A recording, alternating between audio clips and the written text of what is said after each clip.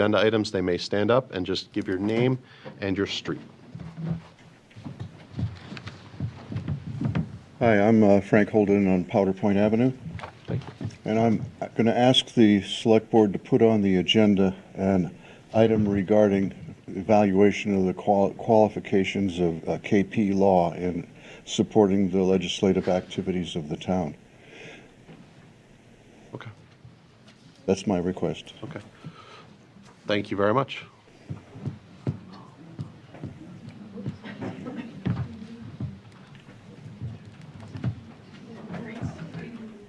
Yes.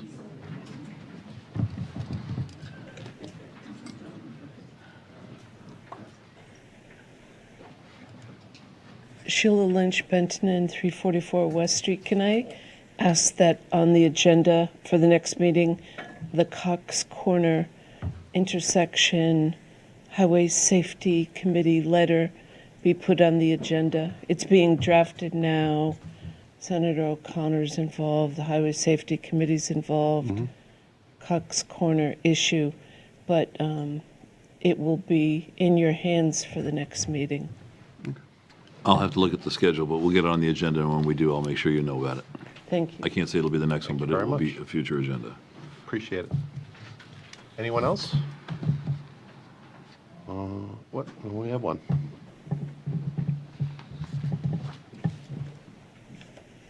Hi, Alicia Babcock, 9 Ocean Road South. I just wanted to see if we could put an item on the agenda as soon as possible to talk about where we're at with the seawall construction. Getting a little concerned that we're pretty behind schedule as far as what Pat had projected. We haven't even gone out for the RFP yet. We're still waiting for permits. Even if we were to start the project July 1st, it's a minimum of a 22-week project, which brings us to the end of November. So, of course, for obvious reasons, we're all getting pretty concerned down at the beach. This is predicted to be a pretty bad winter, hurricane season. So, we're kind of hanging by a thread down there anyway.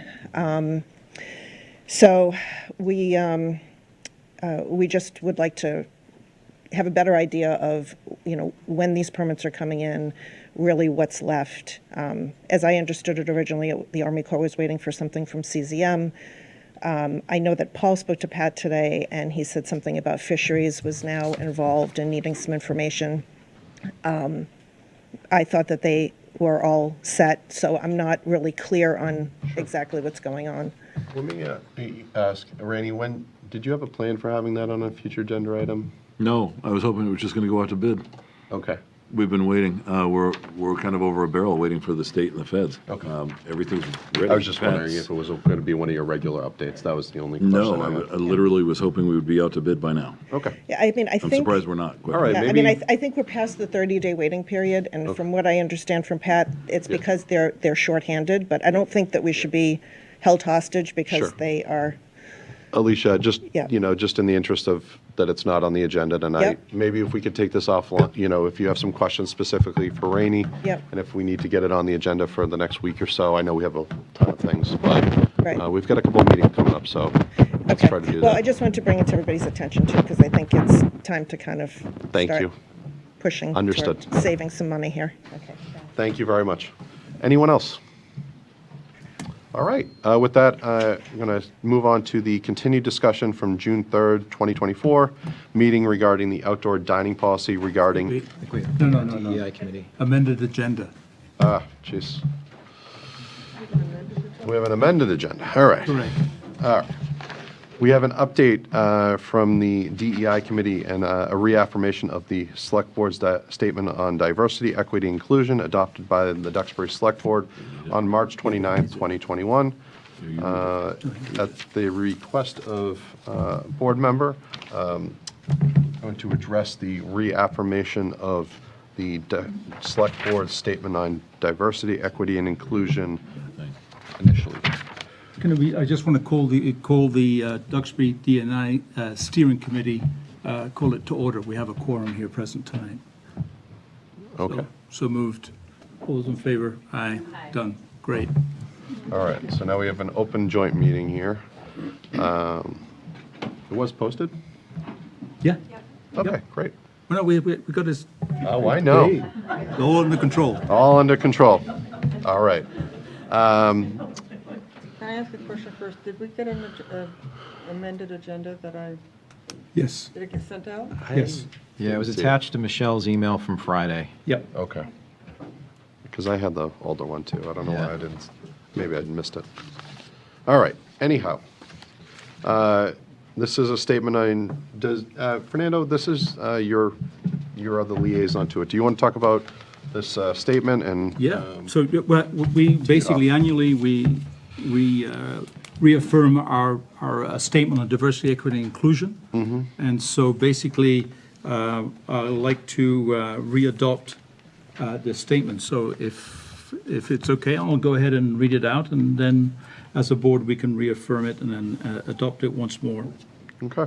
All right, so the Duxbury Board of actually, we need to Why don't we change it as yeah, well. why don't we say something different there? Yeah, the Duxbury Select Board is committed to ensuring that our town is a safe and welcoming community that embraces diversity, equity, and inclusion. We unequivocally condemn discrimination in all its forms. As elected leaders, we recognize our responsibility to understand and address racial inequality and all other forms of discrimination in Duxbury.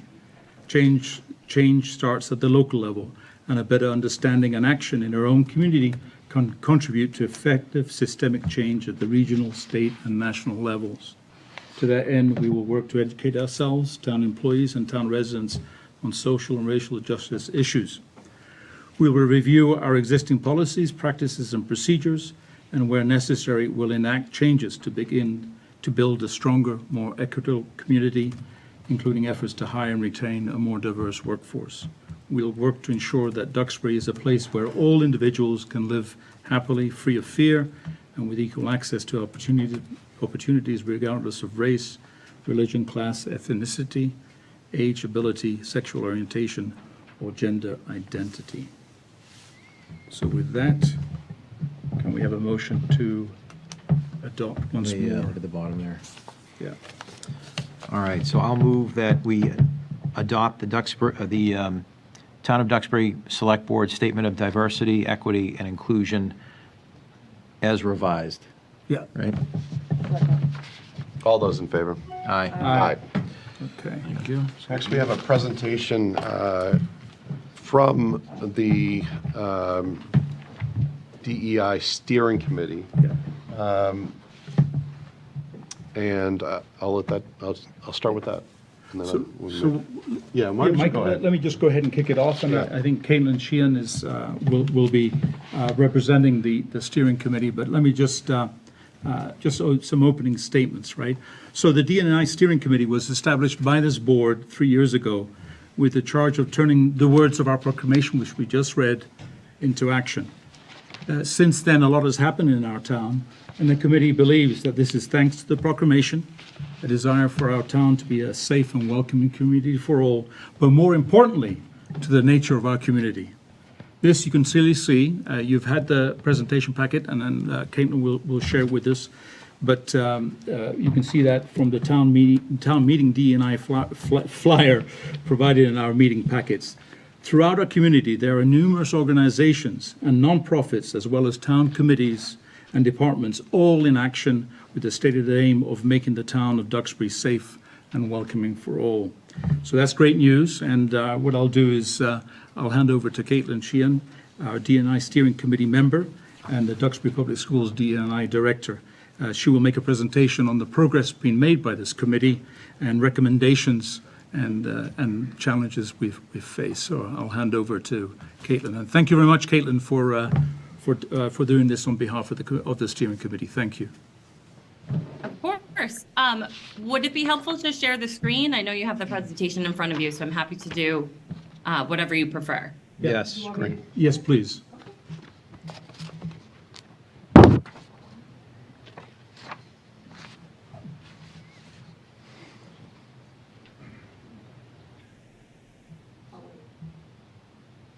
All right, there we go. So first, thank you so much for allowing me to zoom in. I know this is less than ideal. Excitingly, I started my doctoral program, and I have a class in a little bit, so I'm hoping to just do this awesome presentation and then hop into my class. So thank you for your flexibility. So our purpose of our committee, as Fernando just reaffirmed, the 3 core words in that affirmation statement really are understand, educate, and enact change. And the committee really sees this as a commitment to a continuous inquiry cycle. So thinking about how can we assess all the great things that's happening within our community, how can we better understand diverse perspectives and one another, and then what else needs to be done. And then from there, based on any opportunities for growth, educating ourselves on how might we address those opportunities. And then lastly, based on that understanding and education, we can enact those changes that are required for growth and then kind of continue on that upward cycle through this inquiry process. So our committee members are here. I'm not going to read all of them, but it's a great group of people with very diverse perspectives, representative of different various town groups, and it really makes for really productive conversation. So I just want to thank everyone who's on the committee. So our process to date, a high-level overview, we really started with thinking about common language to ensure a common front, right? What is our vision? What is our mission? And how do we ensure we're all speaking the same language, including a variety of perspectives within that? From there, we looked to centralize and streamline different initiatives. There are so many tremendous things going on in town through various organizations like the library, like the senior center, like the police department, and of course the schools. So how do we kind of amplify one another and then avoid duplication of the same work? From there, we looked into a community cabinet grant, and then we put out requests for proposal.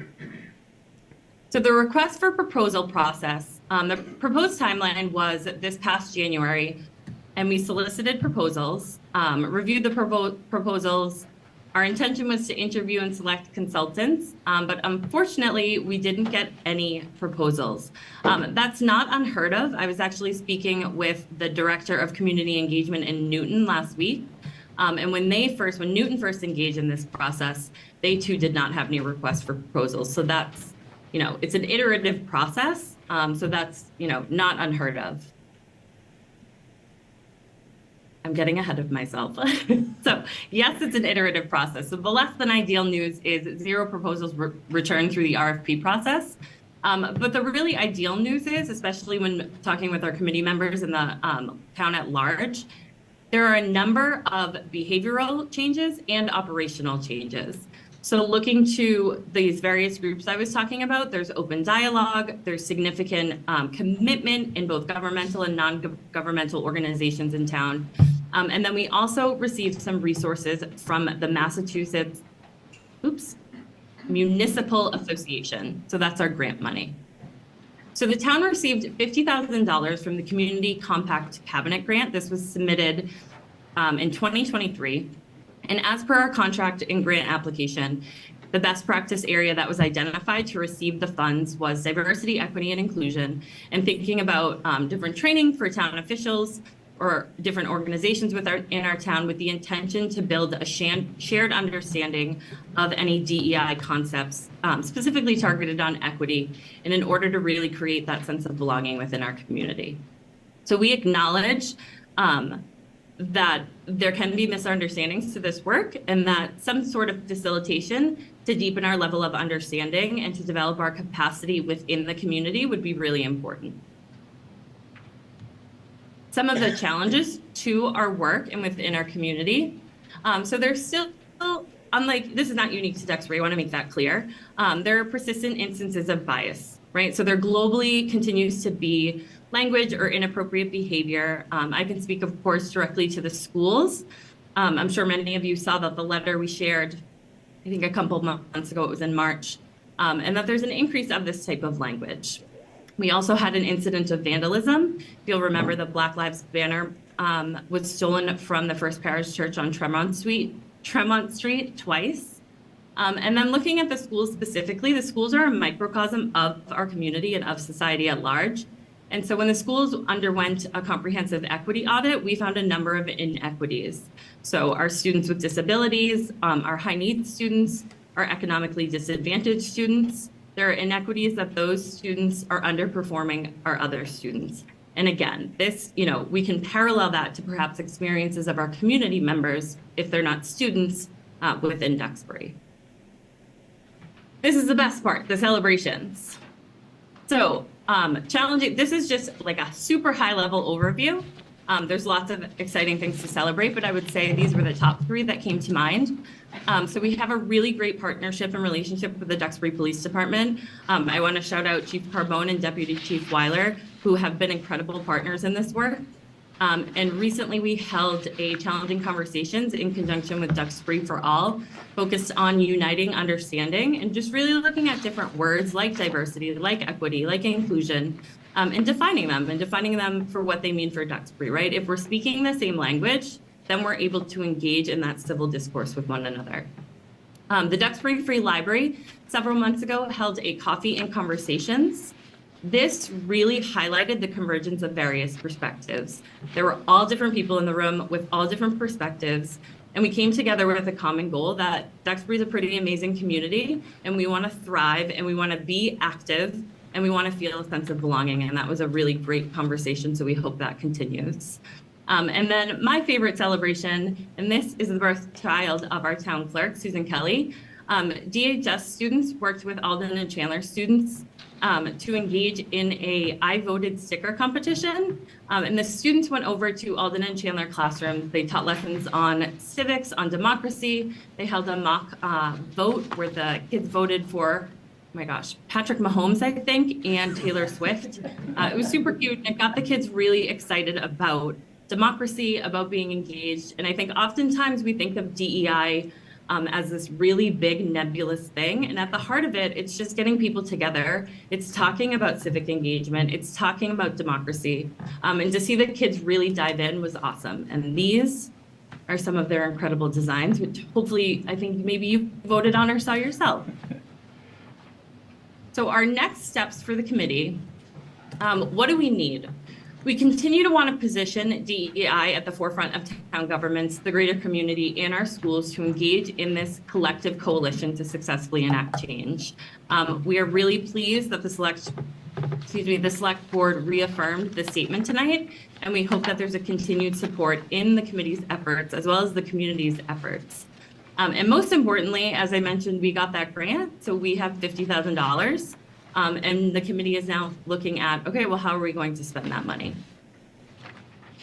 And then the most exciting part, we are in the process of planning various voices from various venues. Again, if we think about bringing multiple people into the room with all different perspectives, all different experiences, different values, different beliefs, that is the work of DEI, to come together, to talk, to engage, and we hope that through this event, we can bring even more people together to engage in these conversations, to engage in civil discourse, and to really build that coherence within our community so that everyone feels a sense of belonging and feels included and is able to engage at whatever level they would like to.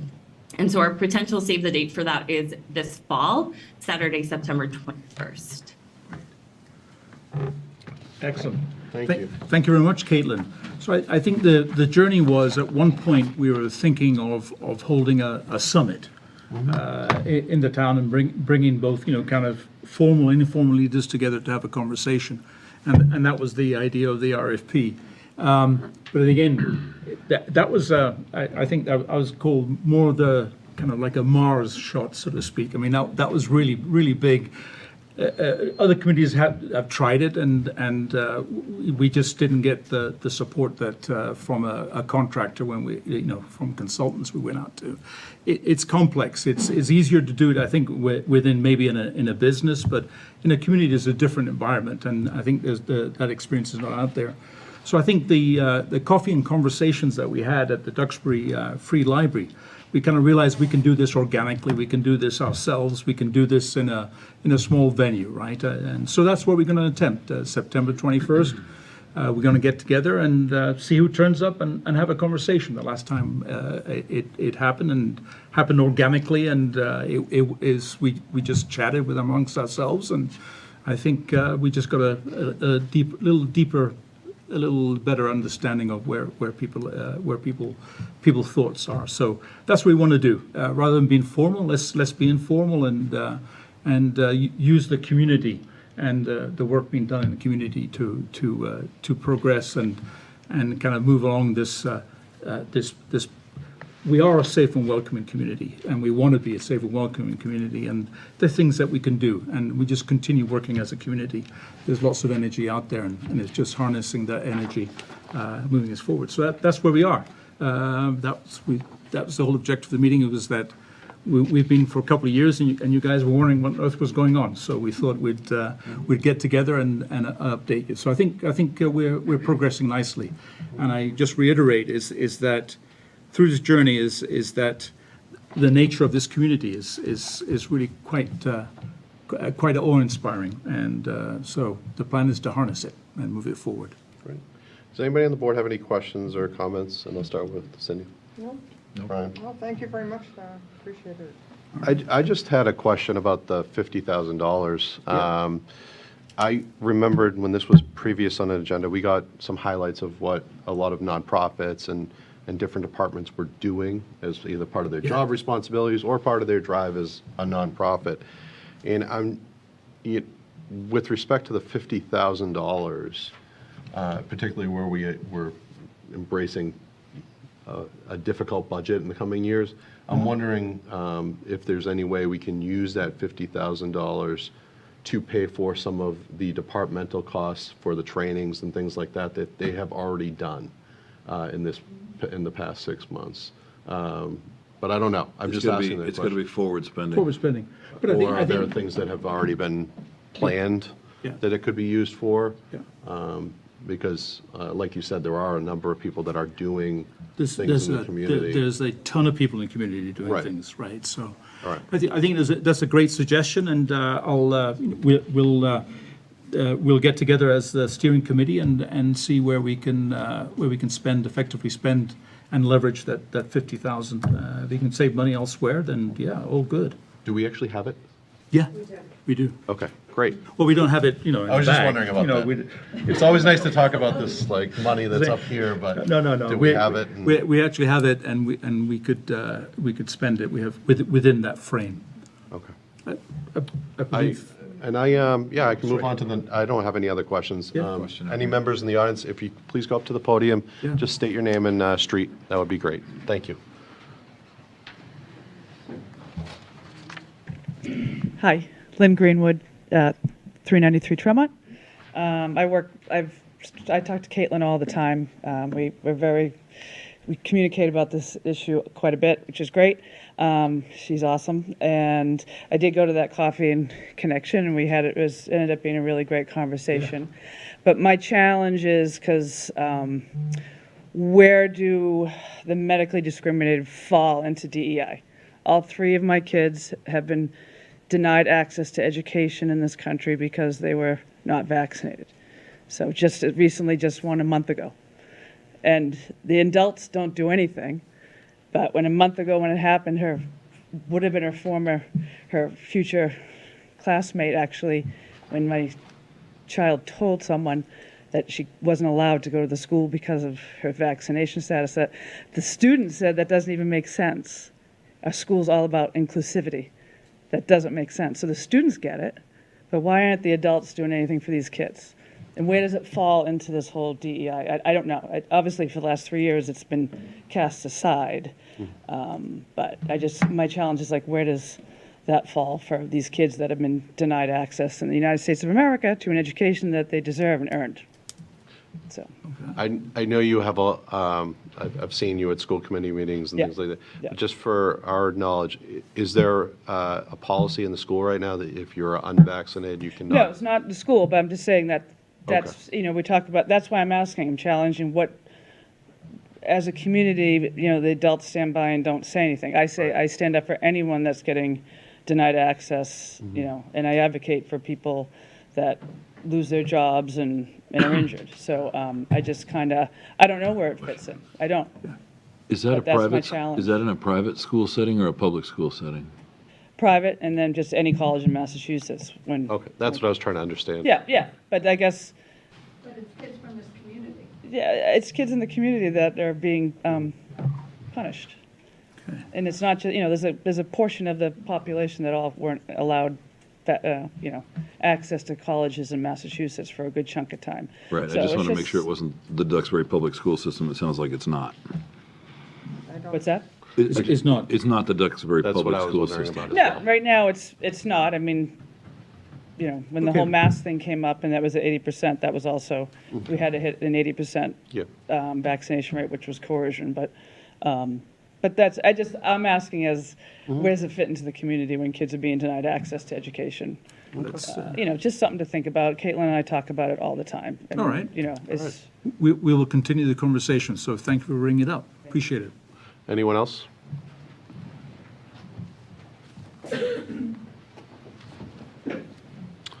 All right. Well, thank you very much. I know someone has some classes tonight, so Yeah. we won't keep you. Thank you, luck. Caitlin, and best of luck. Enjoy the rest of your night. All right. Thank you. I shall go ahead and close the E&I Steering Committee meeting. Any second? All those in favor? Aye. Good. That was great. It's closed. Thank you. All right. And now, Are we back on schedule? I think we are. I'll share it with you. I'm off schedule too, so. I don't know when it came. All right. I So- forwarded it to you. We have a continued discussion from June 3rd, 2024 meeting regarding outdoor dining policy regarding advertising and a butter notices requirement. The last meeting, we passed a outdoor dining policy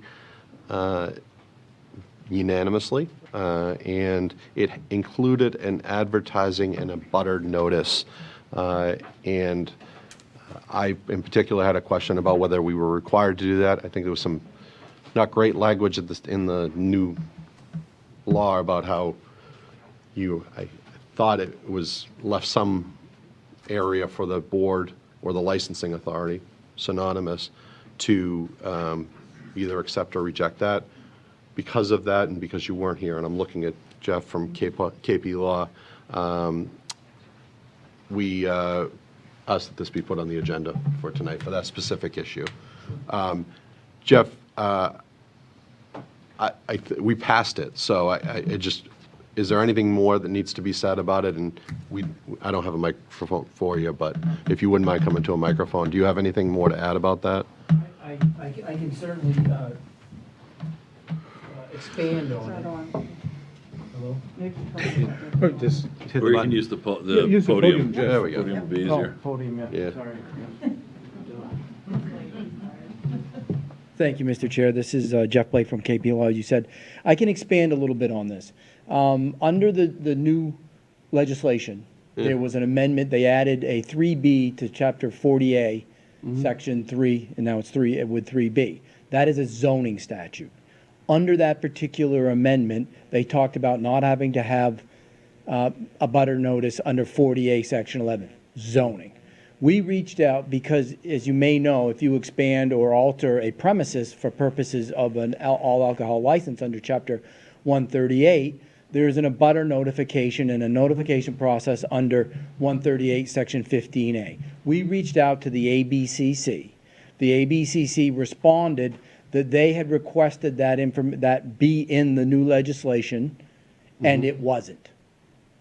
So it was not. It was left out. So we are left with, you have an exemption, if you will, from the notice requirement under 40A, but we still have this notice requirement under 138. I don't know that there would be any challenges, but as a firm, we've gotten together our licensing group, and we've all said that it looks like we still are going to be subject to this notice requirement under 138-15A. Okay. All right. Yeah. Like I said, we passed it unanimously last week. Are there any other questions from the board on this? I mean, that was the main discussion, is that there was different It seemed- views upon it, right? And so Jeff has provided clarity as to why he included that statement within the town's policy. So, yeah. Thanks for sticking around. Is there anyone in the audience that has any questions specific to that? We did have a long discussion about that last time. Thank you. I did send all the select board a meeting, Siobhan Pernick, Chestnut Oh, Street. could you just give your name and street address? Street. Siobhan Pernick, Chestnut Street. Thank you. Did send you a letter all, and I applaud the town for attempting to be proactive to put into place a policy that addresses outdoor dining. COVID and our town before this has always had, for a very long time, has had outdoor dining, but no policy, written policy. So I thought it was great that you were doing this, get it in writing, steps and procedures so that we could eliminate any ambiguity and different licenses being issued, that consistency with our licensing. I was very disappointed. I couldn't be at the last meeting, but I did watch it the next morning. The point of the meeting was to pass a policy. Halfway through the discussion on the policy, we veered to start talking about a potential applicant. I to this day cannot understand how we went to talking about a blanket policy that was a townwide initiative not being passed for a particular entity, how I would say 90% of this discussion was about a particular business. I think you're opening the town for a lot of problems on appearance of impropriety. If you had turned into that meeting after the discussion about the policy started, halfway through it, you would have thought that this was a meeting about the application on behalf of the Chestnut Street Grill. So this was broadcast to the entire town. So people who turned in late or turned into part of it would have been very confused that this was a policy to address a townwide issue for future applicants or applicants that wanted to amend a license. So very disappointed in that part. And then when we had this discussion about a particular applicant, there were a lot of facts that were, or a lot of statements that were made that appeared to be facts, but they weren't. But they were broadcast to the town. And I think, again, that's going to confuse people. If you're going to talk about a particular applicant, there's a folder, probably 5 or 6, 7 inches thick, about the Chestnut Street Grill and the problems we had in 2018. In 2018, she was granted outdoor permitted dining with, I believe there were 10 requirements set up by the town on what she had to abide by. We had many meetings. Finally was passed. He was granted a license, and all the concerned neighbors and other businesses felt kind of good that we had a license with lots of requirements. But there was no, and that's what I think is lacking in this policy, there is no enforcement of policies in this town, especially after hours. If something happens, a license says you will do A, B, C, and D, people expect A, B, and C to be abided by. And when you go to the town, I think people expect that the rules, and no matter who it is, where it is, not just outdoor dining, any policy the town passes or license or operating agreement they give. So I don't know if you can amend, add, or the boards that are here, the departments that are here, you have to give our townspeople a way to come to you and say, hey, this business, this group, this charity is not following the rules and the road and regulations of their license. What are you going to do? We came with videos, pictures, evidence, there's a police log, and nothing was ever done. And that's my biggest frustration, not with just the outdoor dining, with other things in town. The rules are here. And if everyone, and I have to say, our new building inspector Director of Municipal Services, and I believe our new police chief are much more, we follow the rules. If the law says this, we are going to do it. I feel much better with Jim in the building department. We have had some issues with outdoor dining that were brought to his attention, or some he even discovered himself. And he went with the rules and said, this is what we're going to do. I think we need to get as a town back to that. Then there's no favoritism, there's no ambiguity, there's no said, oh, you got this one, got to do that, why can't I do that? Stuff. We have to eliminate that. You'll make a much happier community, and I would like to see us get back on track on, and maybe amend the meeting minutes to the last minute when they said she has no outdoor dining. She has outdoor dining. If we're going to talk about Chestnut Street Girl, she has a license, 2018. 3 tables,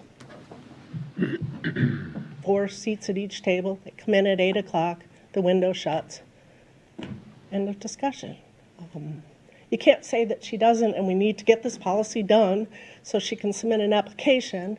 That's like, we're not passing the policy for one person.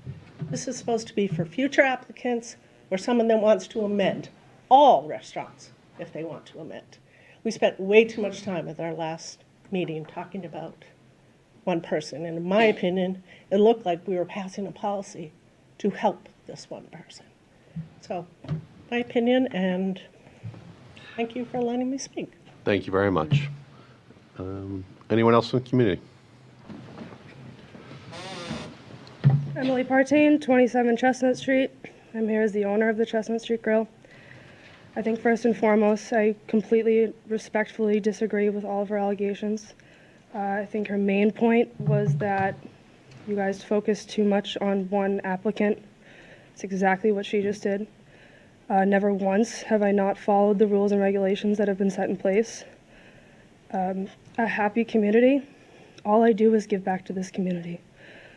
I host fundraisers, I host birthdays,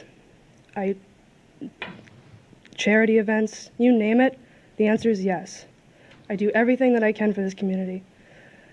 I don't think that this is the time or the place to have this discussion. I think that this is, again, based solely on the policy.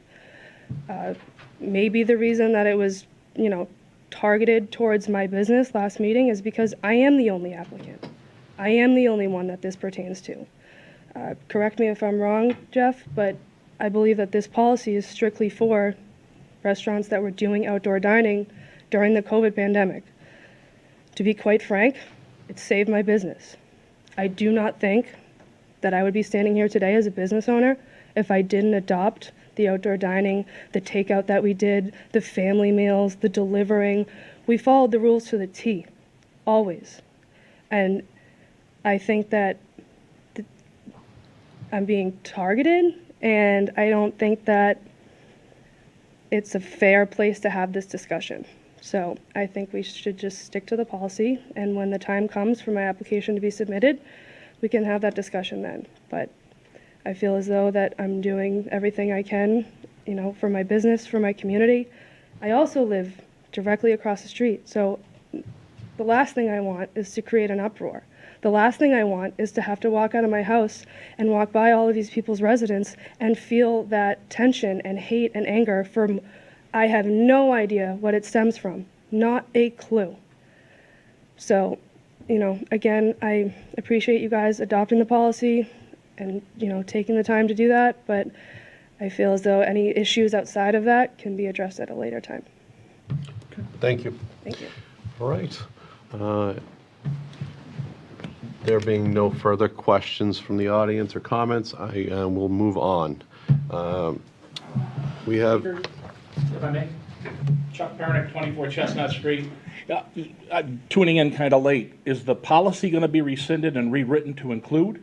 Is that what's going to happen? I have under the impression that a segment was not included. No, that should have been we included passed regarding- it. We passed it with the notice and a butter. Okay, thank you. Yes. We passed Thank it. you. Yep.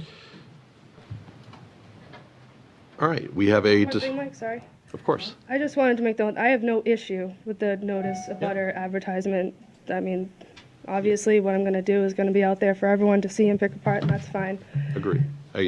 We were, sure. yeah, and you were here and you Yeah, were present. it's just the council law, was we just present, wanted to make and sure we were doing it right. It was just a follow-up with council. thank you. We just want to understand why the notice to butter was in there. And Basically, our learned friend here was basically stating the law, right? And so we just trying to- I wanted to don't- understand where our town He's our council was lawyer. he's our lawyer, right? It was just a clarification of what was in the policy, and it's very clear, and we now understand it. And we voted that policy in place. already been voted. It's already been voted, already done. All right. We will have what's required by law. All right. Well, thank you very much for your time, Thank you. everyone.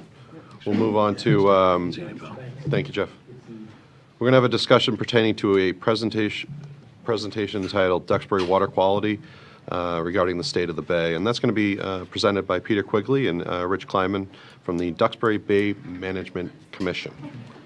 Just some context we start. This is basically a request from the Select Board about the state of the bay. And the Select Board requested that Duxbury Bay Commission address two issues, which is the moratorium and the limited entry fishery, and a kind of an update on the state of the bay and what actions can we take as a community to address that very issue. Great. Great. If you wouldn't mind introducing yourself and I your really name know how to and clear a street. room, right? Yeah. Yes. Sorry, we're used to it. okay. It just, No, my name is I Rich Kleiman. I live at 30 Chapel Street, and I'm a member of the Duxbury Bay Management Commission. I'm here with Peter Quigley tonight, my fellow member. Thank you, Mr. Chairman, members of the board, Rainey.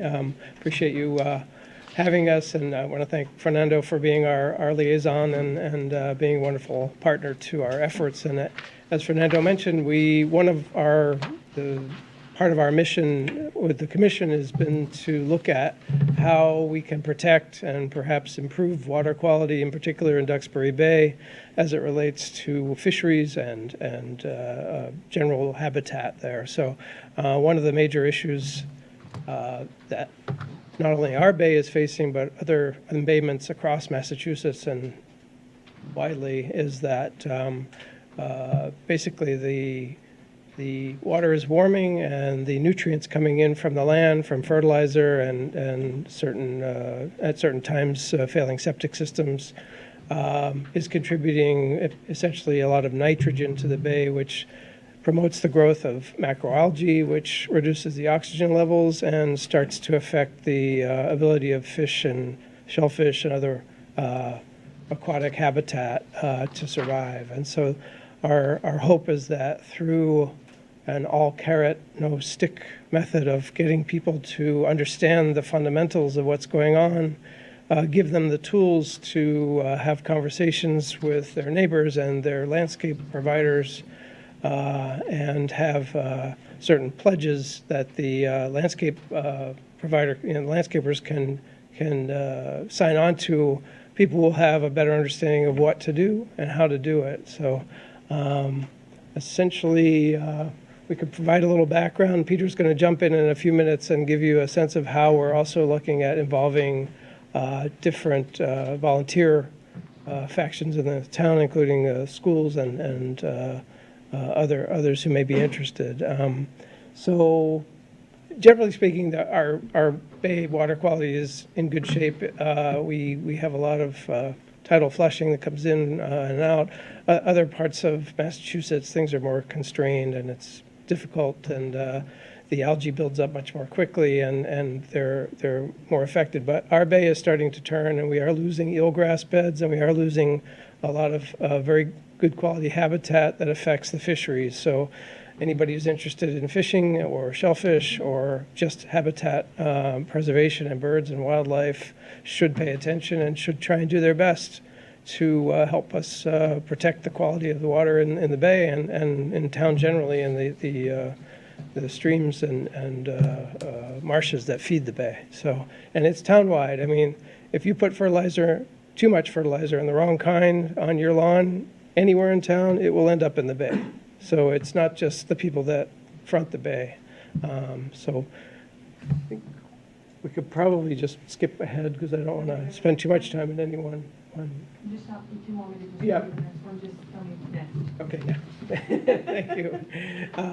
This is just a little bit about nitrogen being the main culprit. And again, the nitrogen in a saltwater environment, nitrogen is what they call the limiting nutrient. It's the one that if you add a little bit more, it creates a much bigger problem. And nitrogen is often included in lawn fertilizers, and there are low nitrogen versions, and the way the fertilizer is applied is very important. Doing it at the right times of year and the right amounts, and the landscapers who understand this do it right, and some who may not know so much about it could be educated to do it right as well, and sign on to the town's pledge that we've proposed. And there's a website that Peter will talk more about as well that we've developed that explains this, and we've been coordinating with other town committees, Ag, Shellfish, Harbor Master, Conservation, about this, and town administrator as well. So anyway, so the other source or major source of nitrogen pollution in particular is septic systems that may be old or failing, that are somewhat near water bodies. And so those are the two areas that we're really focused on in trying to bring more education and more sort of awareness to. So if we could go to the next slide.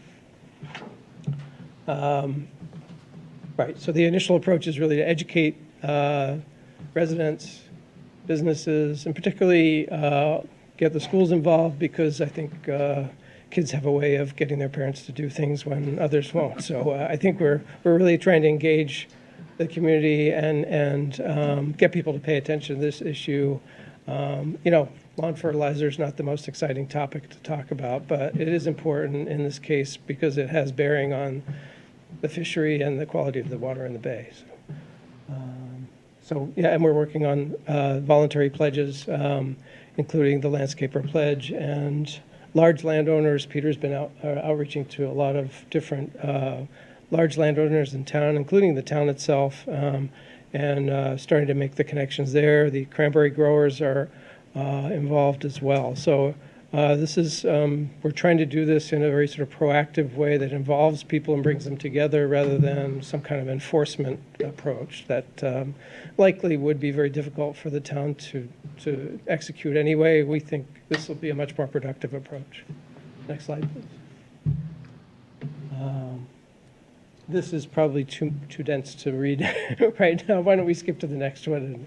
But the website that's been developed with great help, and Peter will give us a little bit of more of an overview of that, is excellent and is going to be easy for people to access and use, and provide lots of great resources for people to understand what they should and could be doing to help with this issue. Yeah, perfect, Rich. Yeah, why don't you jump in? Yeah, thanks.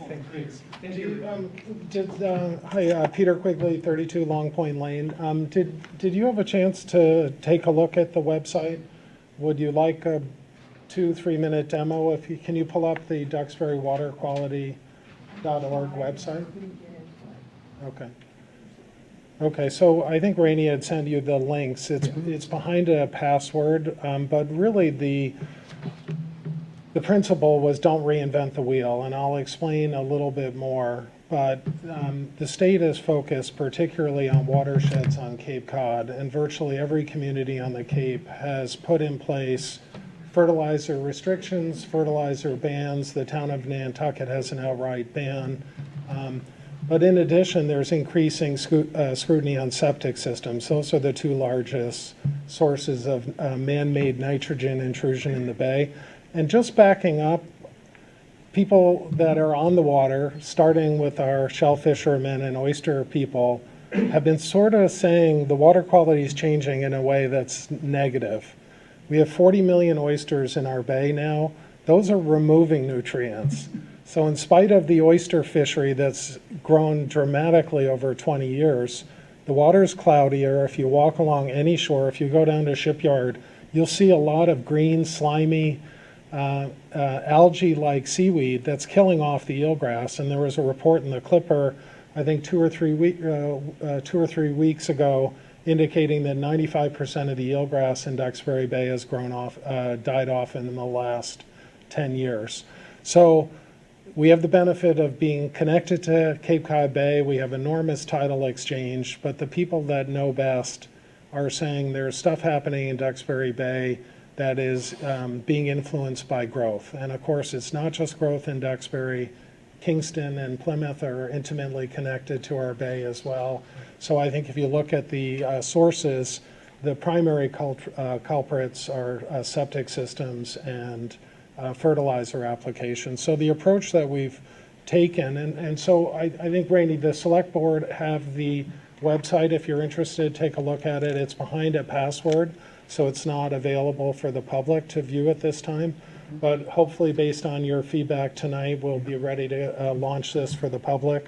We essentially copied the town of Nantucket's water quality website, because I'd say of all the communities in Massachusetts, they've been maybe the most aggressive and the furthest ahead in trying to protect the ecosystem in Nantucket.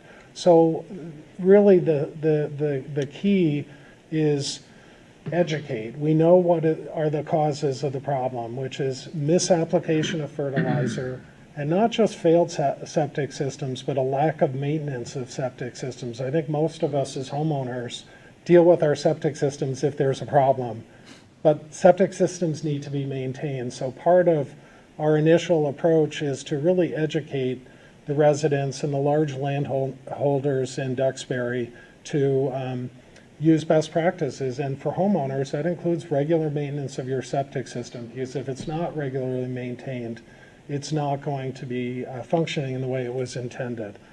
So the first part is education and outreach, but what I wanted to just share with you is an opportunity where I think Duxbury needs to have more data. And what what I've summarized here is, over the course of the last 10 years, in fits and starts, there's been water measurement sampling in Duxbury Bay. It's not been done in a systematic way. It's not been done in a continuous way. It's not been done in a way that is particularly focused on nitrogen. The Buzzards Bay Coalition started a program 30 years ago, and I want to provide a little bit of information about that because it's what we need to do here. I think for us to take action in the future, we need to have good information, and I think we have the resources in the community to call what, use what I would call a citizen science approach. We have a methodology. We involve volunteers. We involve the public schools. We involve seniors that want to participate in an ongoing study of water quality in Duxbury Bay so we can make good decisions in the future. So I'm particularly excited about this aspect because we have a lot of organizations in Duxbury that are willing participants if we have a playbook under which we could create a study. The study can be done in a way that is technically appropriate, can be done consistently, and it should go on forever. In other words, if we launch a Duxbury water quality measurement program in our community, it should go on forever because we're going to need the benefit of the information in the future to make good decisions. So if you could go to the next slide. I really just, you got to look at this Buzzards Bay Coalition. We're 30 years behind Buzzards Bay. It's incredible. The number of volunteers they engage, from kids to seniors. They have a protocol, weekly sampling. They have a schedule. They have training manuals. They use 4 kind of call it more sophisticated samples using a marine biological lab at Woods Hole to do much more comprehensive testing. But this is what we need. We need a Bay Watchers in Duxbury. So I've reached out to them to basically say, hey, I know you're Buzzards Bay focused, and you'll see some examples of how this could impact us in Duxbury and how it would be a great model for what I think we could do going forward. But it's just like we're 30 years behind here. So let's get caught up and not reinvent the wheel. Let's do something that's really working. So anyone who's listening at home, or those of you that are in the audience or the select board, look at this. Bay Watchers under the Buzzards Bay Coalition is remarkable. So just to go to the next slide.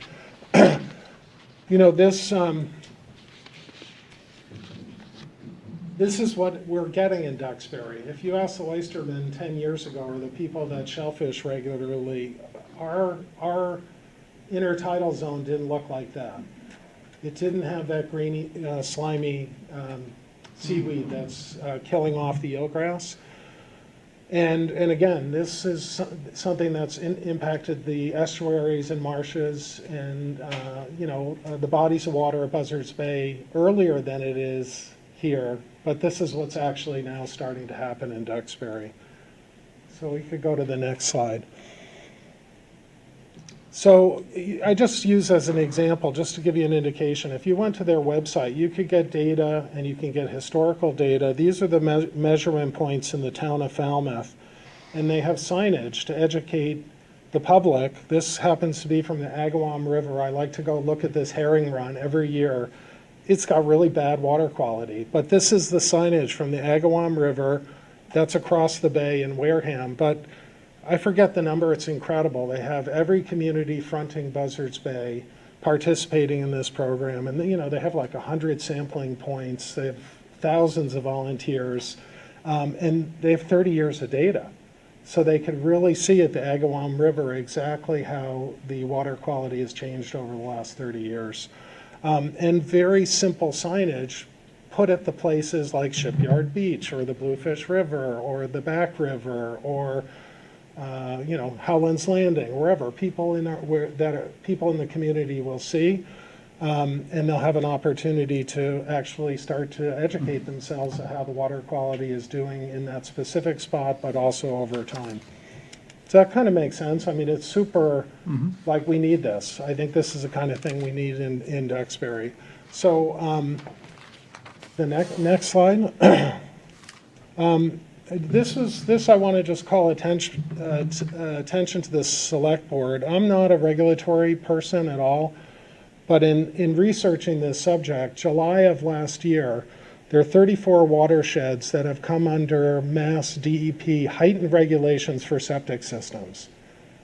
So that's not Title V anymore in those communities. Everywhere in green, those communities are now under Mass DEP new regulations that affect septic system design and operation. I found this on an environmental law firm's website, which I thought was very interesting. Green is existing communities that are subject to brand new regulations. Pink is potential nitrogen sensitive areas. So it's coming, right? If we don't take steps to improve the water quality in Duxbury Bay, we'll come under state regulation because the state has recognized this as a problem. As I mentioned, the Buzzards Bay Coalition has been 30 years into this. They're now subject to state regs that are brand new, pretty onerous on homeowners. That's my impression because they don't want the nitrogen from failing septic systems going into bays. When you speak to experts, they all say sewers work. So, 50,000, Mr. Chair, is a worry. Think about sewerage, but that's a proven technology that's been shown to keep nitrogen out of these estuaries. So one of the questions I had, but yeah. So anyhow, this is, I think when you look to the future, and there's enormous growth in Kingston, there's enormous growth in Plymouth, but there's also growth in Duxbury as well. So I think there's a lot we can do to slow these adverse effects and hopefully over time counteract these effects. Now let's see. I think I have one more. Yeah, I wanted to just. No, this is perfect. I just want to give you a sense of the way I view the Duxbury Bay Management Commission's role is sort of the networker. So what we've tried to do is seek input from organizations and individuals that have expertise in these various areas. So these are the people that we've met with. The content on the website, we've gotten input from Shellfish Advisory, the Ag Commission, Duxbury Conservation Commission, DBMS, Superintendent of the Public Schools, UMass Cranberry Station, U.S. Department of Agriculture, Skip Bennett and Greg Morris have given input from an oyster farmer perspective. Emmett Sheehan is Eagles Nest Landscaping is the first landscaper who's agreed to sign the Landscapers Pledge, which I have a hard copy for you to see, but it basically commits a landscaper to follow best practices. Freeman Boyden gave advice about septic system best practices. The website references Mass DEP. So there's so much information out there in terms of how a community needs to manage nitrogen and what homeowners can do as well as the town itself. And that's what we tried to do, is as much as possible not reinvent the wheel, just use the information that's out there. And the Bay Management Commission role is sort of be a force multiplier, if you will, sort of get this initiative underway, link in the various parties in the community that are interested in these issues and have expertise. And last, I wanted to say we gave this presentation to the Duxbury Conservation Commission on fairly short notice just a week ago. They've agreed to host this website on the Duxbury Conservation Commission. So if there are 3 takeaways for tonight, the ask is, would you support the Conservation Commission hosting the website? Second, how would you feel about the town's signing a pledge to follow best practices on fertilizer application? And third, how would you feel about asking residents in the community to sign as individual homeowners a septic system best practice? So those are the 3 questions I have for you. One quick point I wanted to add. Sure. One quick point that I think is important is that That isn't for the boards. using the fertilizer protocols that will be on the website and that are the best practices, it does not mean you can't have a green, healthy lawn. In fact, your lawn should be healthier than if you use excess fertilizer, for instance, that gets wasted into the bay and sometimes burns out lawns. So using this protocol and using the lower nitrogen fertilizers at the right time of year and the right applications will mean you have a green, healthy lawn. You're not going to end up with a brown lawn. So I didn't want people to be afraid that it's either, brown lawn, and save the bay, or we could still have a blue bay and green lawns as well. Great. Any questions from board members? Go ahead, Brian. I do. Thank you for this. Obviously, a lot of work went into it. I appreciate the information. One thing that just crossed my mind as Peter, as you were making a presentation about water quality, volunteering and testing and that sort of stuff, I wonder if we can leverage any of the data that the health department collects for bathing beaches, for instance. I realize it's not exactly apples to apples, but since we have some history of certain points in town, bathing beach areas, and I realize they're looking more for bacteria than nitrogen. Right. But I wonder if there may be any indicators or something that we can borrow, use, measure, or extrapolate based upon some data that we have from that department. Yeah, I think the answer I would say as a layperson, not a water quality scientist, is to say we should find what data is out there and use the data that exists and not try and reinvent the wheel. I suspect that the wrong data has been measured and maybe not in the right places for the kind of study that I think is necessary. So I think the answer would be it's probably not sufficient. We need to build a program that could be sustained going forward specific to this issue of nitrogen pollution in our bay. But we certainly want to use all the data that's available to us. And I think it's a question of once the word starts to spread that this type of initiative is underway in the town, I think we'll have a better opportunity to understand what data might be out there that could be useful. Does that kind of make sense? It does, thank you. I just, as you say, we don't want to reinvent the wheel, and certainly municipal resources are always scarce. For sure, and that's so yeah. If we can use maybe something that already exists, that was just my only thought. 100%. I wanted to say this. We developed this website with a private seed funding, which was very low because Duxbury resident Allison Farquharson is a web expert, and she got excited about doing this and basically wouldn't charge enough for her time. But this whole effort has been 100% volunteer or private, no money really, but I think if you look at this website, and I think when the town sees it, it's going to be a great resource for the community. Cindy, do you have any? Not so much a question as to thank you really very much for this product. I'm thrilled. I really am. I'm thrilled that this has been done, and at the start. We are late to the game, but I think we're getting there, and to get that information out to people, that there are things that we as citizens of the town of Duxbury can do to save our bay. 100%, yeah. And so I really, thank you. Yeah, and DBMS gave a presentation at the senior center. I saw Joanne over there, I thought, or maybe she's left. Yeah, like 10 seniors said, could we sign up and do this? You know, if you live on whatever, Cove Street or Bay Road or someplace, and you're walking frequently, and this is the kind of thing I think we can get real engagement at Duxbury Beach Preservation, Duxbury Rural Historic Society, DBMS, the public schools, the senior center. I mean, it's just a question of catalyzing action. Yeah. So I'm kind of bird dogging because I think we need to do this, and I think we'll have a lot of support from people that want to do the right thing. Yeah.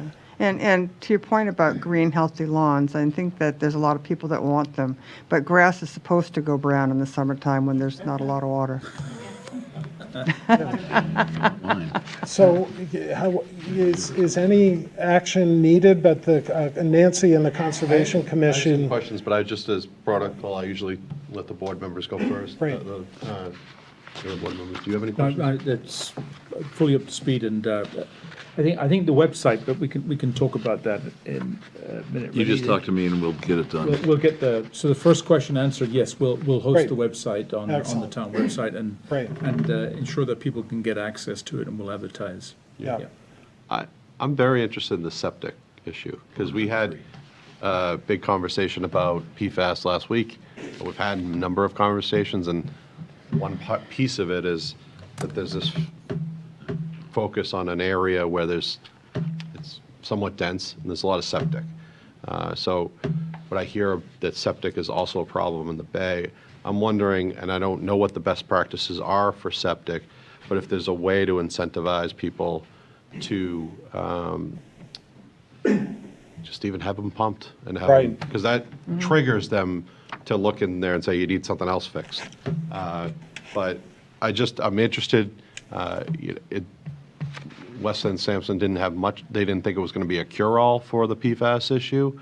But I'm just wondering on a larger scale if we can work with somebody to incentivize our members of the public to do it and get this done, and take some data beforehand and after. So Yeah. see if this is working. I mean, so I think the experts attribute, say, 80% of the problem to septic systems. Right? Fertilizer is the lowest hanging fruit, but you can imagine any septic system in the town of Duxbury on a property that was not sold since 1996, which is Title V. The likelihood is they have a septic system whose design is 50 years old. We probably have quite a few of those in town. And I think the area of greatest regulatory effort is around septic systems. So, you've got more of a legal and a regulatory background. I think it would be a good idea for the town to get some information on what's happening in those communities that I showed, that and things like that. the state has put this new nitrogen-sensitive designation with additional regulatory focus exclusively on septic systems. So I think we are going to need to know more about septic systems. The concept that we're recommending is telling homeowners it's a really important thing that impacts bay quality, and one of the practices that should be followed is regular maintenance of your septic system. As a homeowner in Duxbury, would you voluntarily agree to sign a pledge that I'm going to maintain my septic system? And maybe when you send out a notice officially to a resident of Duxbury, you could, include a re-up for the septic system pledge, because, we're not proposing at this point any anything stronger than education and voluntary pledge. Like, be aware, this is something you should be doing. It has a direct and positive impact in the Bay. But I think the regulatory piece is something more should be evaluated as things develop, but also for homeowners. I'd like to, I think it's something we should ask homeowners to voluntarily step up and use peer pressure, use publicity, get people aware, as Rich said, get the students involved at the school so we can put peer pressure at home. In those communities that have those requirements, is there any kind of rebate for people to have their septic systems pumped or anything like that in those towns along the Cape? Yeah, good question. I don't know. Not really sure what steps towns are taking. But yeah, if you could incentivize people, that would be great. I think it's not much, but I think if we can help educate people, so many people in the community are connected to the Bay, that if we ask them to consider the maintenance of their septic system as being a responsible homeowner in Duxbury, I think we can get support. But yeah, incentives would help, but I think we want to try encouragement and education to start. But the town down the road might, have to take stronger action if the water quality continues to degrade. There's a big industry at stake beyond all of our enjoyment of the Bay. And I think we're not talking about having people rip out septic systems and put in new ones. But basically, if people can follow the best management practices for their septic systems, they'll last longer and they'll function better, and and they'll protect water quality at the same time. So there might be some short-term expense pumping out your septic system at the right frequency, and doing whatever else the protocol calls for. It doesn't mean you have to rip out your septic system. So it's really trying to just make sure people are paying attention to them, because septic systems can be kind of out of sight, out of mind for people at times, and they forget to do the maintenance on them. So. On the website, there's a nice section here around caring for your septic system. So there's do's and don'ts on it. So it's out there, and we need to get that website up and running, and people taking a look and see what they can do. Yeah, I'd like to even be more aggressive with it. Go right ahead if you'd like to go to the podium. I'll have to find out how you get into that. That information's been on the public health website for 15 So years. Lynn Greenwood again. So this was my thing before vaccines. So for 25 years, I've kind of dealt with this. So Chip Osborne, I don't know if you've ever heard of him. I've heard him speak about 15 years ago, and he talks about lawn maintenance, keeping grass at least 3 inches long. Like there's so much you can do that my grass, I've never put anything on my grass in 25 years, and it's always looked great. I'd keep an open mind when you talk about the 80% coming from septic. Fertilizer industry is bigger than the pharmaceutical industry. So I challenge that. I've seen that. The Cape, you have to have 100-foot, you can't put fertilizers and all that stuff 100 feet from the water. That when you show the picture of all that green stuff, you can scrape that up. The sand has to breathe to keep the bay, whatever. You can scrape that up and it'll rejuvenate. I've done it, and because that suffocates the sand, and the sand has to breathe to keep the water breathing. It's just there's so much you can do. And the septic is you can't put antibacterial stuff down your drain. So I just had my septic inspected, and they said it was absolutely amazing, because I don't put anything down my drain. That's one of the easiest, simplest, because you want bacteria in there to eat it and keep it healthy. And it's really, you don't have to pump as much if you're not putting chemicals. I mean, it goes back to chemicals, so I apologize to people that can't function. My mother's OCD, so I get it. But if you don't put that stuff down your drain, your septic stays healthy. And then what goes into the bay is healthy. Yeah. It's really actually kind of, there's a lot of ways to look at it. So. But it's very doable. But the scraping that green stuff and get that everything breathing, that's how it keeps the water healthy. And I do put more on the fertilizer than the average bird. So. Thank you very much. Any other folks?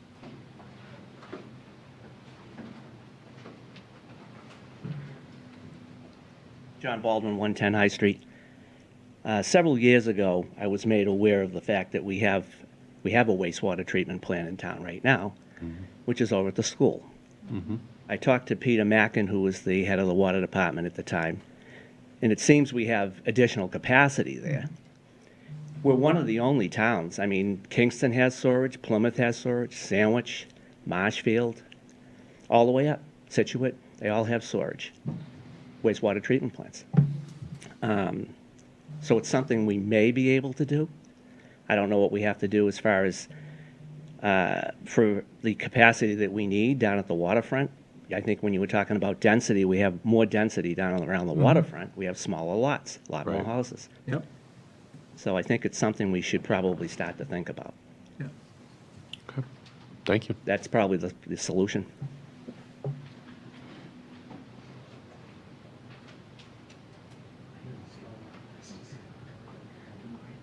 Sheila Lynch Benton in 344 West Street. I used to be president of Save the Harbor, Save the Bay in Boston and had to deal with a bunch of these issues.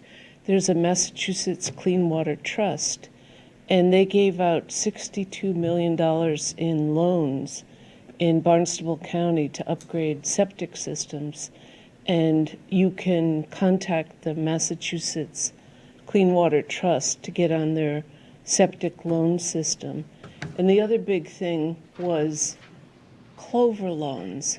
Toro now sells clover lawns. No fertilizers needed. They don't go brown in August. I did our lawn clover. It mows and looks like a regular clover lawn. And it works with the irrigation Tuesday, Thursday, Saturday, and 0 pesticides, 0 nitrogen, 0 fertilizer. And so clover lawns and the grant program in Boston for septic homeowners get 0% loans to upgrade their septic systems. Thank you. Thank you very much. Thank you. Mr. Chairman, there's also a, just to add to the discussion, a state tax credit program of 60% of the costs of upgrading or replacing failed septic systems. So if that's your primary residence, and it's a residential property, you have a failed septic, you can apply to the state for a tax credit for 60% of those costs. Great. Alicia Babcock, Ocean Road South. I was just curious to see, I know this isn't a part of the nitrate problem, but has there been any collaboration maybe with the Nuclear Advisory Committee on the water quality in the bay as well because of Holtec, doing all that illegal dumping and everything, just because of the way that the currents come in, just to make sure that maybe in the process of doing that testing, maybe you can incorporate some of that as well. I'm sure they'd be able to, help figure out what would be appropriate for testing, just because we're eating food out of there. Might be a good thing to check out. Thank you. All right.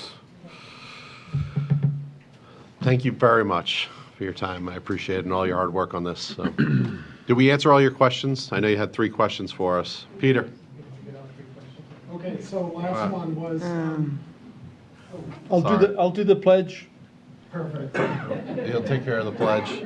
I'll do the pledge. All right, we'll have that. What do you on. mean you'll do the pledge? Well, about fertilizer.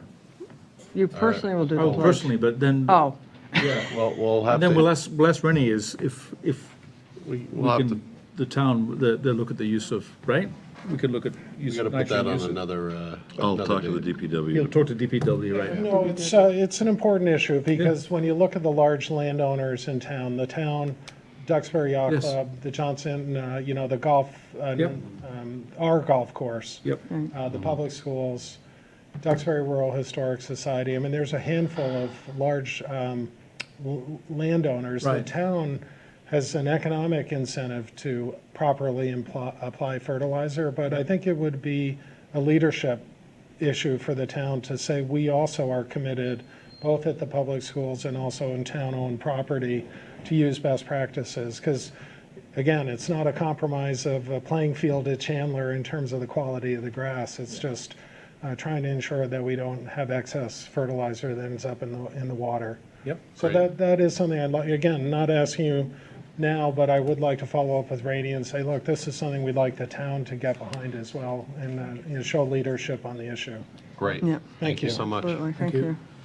All right. Well, thank you very much.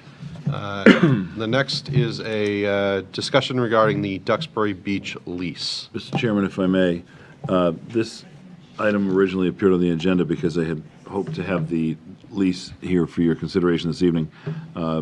As you know, you and I and Brian met with, and Mary McKinnon met with members of the Duxbury Beach Reservation a couple weeks ago, and we exchanged ideas in terms of what changes might be occurring to the lease. Short answer is not a lot.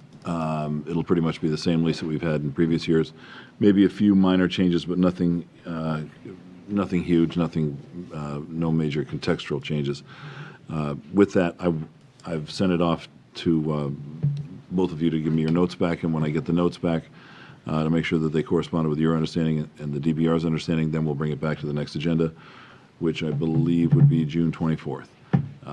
But subsequent to that, we had an email from a member of the public, who I believe is here tonight, to talk about an idea that she had asked that the board consider with regard to the predation program. And I do want to preface that presentation with the notion that the last time the DBR came here to talk about the predation program, I made it abundantly clear that without the predation program, there is no state or federal permit to allow us access for the recreational aspects.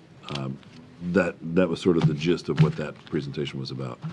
But with respect to that, I yield to you to ask Ms. Curtis if she wants to present her ideas. I think also a baseline here is worth making clear to the public that this is a lease agreement that's prepared by Duxbury Beach Reservation, Inc. They've met with us on probably every year or to go over terms and things of that nature. This year, there were several requests, some just typographical in nature, others more substantive. But to your point, not much has changed because Duxbury Beach Reservation writes the lease. So I guess to preface your comment about, we did receive a request to delete language about the predation program. That's not a request to the board so much as it is a request to DBR. I will say that in the last year, well, there's two things about that language that's in the predation piece. There's one that's there to contact the town, but there's also that they are to abide by the laws, and that was added this past year. I understand that folks would like it deleted entirely. They would like no predation on the beach. I know we had a long discussion about that. It was particularly concerning to me and frustrating to me to hear folks from the state level about their reasoning for it. But nonetheless, it's something that's imposed upon us from the feds and the state and via the owners of the beach, Duxbury Beach Reservation. So I only say that, but this is on the agenda. If people would like to speak on to that, why they would like that language deleted, we serve you, and we are happy to hear your voice, and I will leave it at that. But I don't want to jump other board members here. No, I just wanted to maybe clarify something. It is put upon us by the state and the feds. Correct. Not by the Duxbury Beach Reservation. I said via. We don't own the beach. Oh, via. I didn't hear the Yes. via. Yes. Okay, so it's not, I mean, It's not us like the town, it's. No, it's not the town, but it's not the DBR either. No, It's that's the the state. If we want to have recreational activities Right. at the beach, and the owner of the beach, DBR, wants to make sure that we're compliant with state and federal regulations, it's got to be in there. Simple Right. as that. You know, I just want to say that we don't really have that capability of taking that out, because unless we want to just give up our use of the beach. Nothing about the yes, the lease agreement itself. Right. Duxbury Beach Reservation has put into language that, that they would like, they are required, well, I don't know how they put it in here, but Predation may, is in its required. discretion, operate a predation program on the premises during the term of this agreement, including without limitation contracting with the U.S. Fish and Wildlife for this purpose. And it goes Right. on from there. But yes, that's I just that's what's wanna- in there. yeah. Yes. And they're available here tonight for comment if Of course, necessary. yes. Preference of the board, would you prefer that I ask DBR if they want to add anything here, or do you want to take questions from them? I think we already understand DBR's position. I would like to understand, the letter was sent. Yes. I'd like to understand what the public feels about it. Great. If anybody would like to speak on this issue, you have the floor. Could you kindly read what I submitted to you? Sure, happy to. Oh, I thought I just saw the deleted thing. I didn't see a letter. But maybe I missed. Attached to the lease. Oh, I've got just the lease with the last page. Is that what you're referring to? Yeah, sure, no, I'm happy to. If anybody needs copies, I have a see it? dozen. I thought it Did was you guys just need 'em? deleted. I had I am emailed- sorry that I misrepresented what was sent. I I emailed thought it them was just out. deleting Anybody that else need one? paragraph. Thanks, Michelle. So, No, you can have it. No. I've got it in the email. proposal I was have it in to email. strike the paragraph that began with, the reservation may, in its discretion, operate a predation program, et cetera. And the new language, excuse me, the proposed language reads as follows. Please consider replacing paragraph 2 on page 2 with the following language.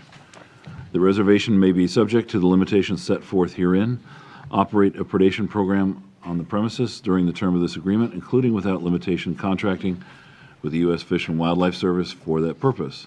The predation program will be scheduled so as not to unreasonably interfere with the recreational uses of the premises.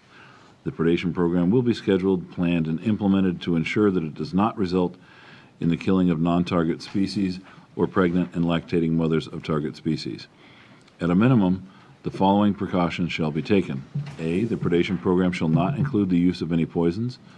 B, predator control activities, including without limitation hunting and trapping, shall take place only during the 3-month period beginning January 7th and ending April 7th.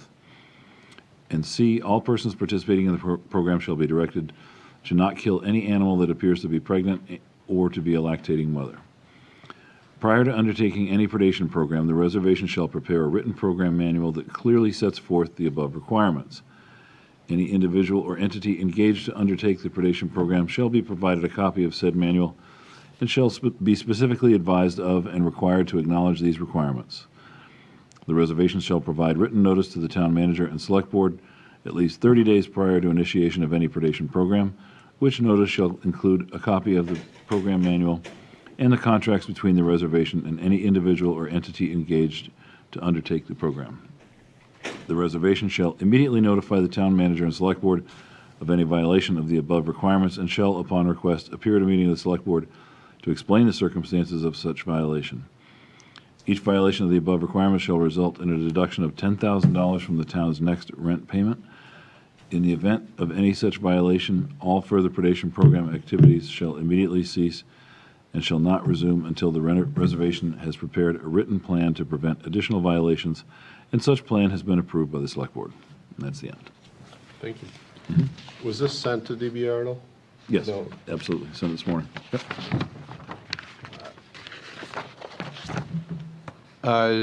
Brenna or Chris, as your entity, I don't expect that your board would have met today, but has your entity at all considered this? The document that we received this morning, Yes. well, I've read it, and I think the easiest thing to say, I mean, Rainey had said the state spoke directly to the select board 2 months ago and said that predator management is required at Duxbury Beach.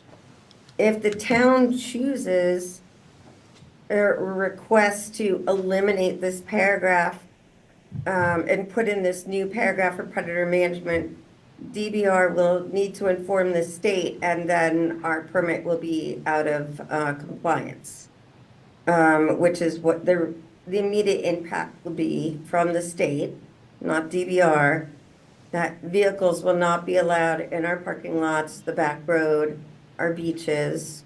And then we would need to see what state options are for not having a permit, but still allowing vehicles in plover habitat. And habitat defined by the state is our entire property. So it's not really a question of asking DBR if we want to eliminate the predator management.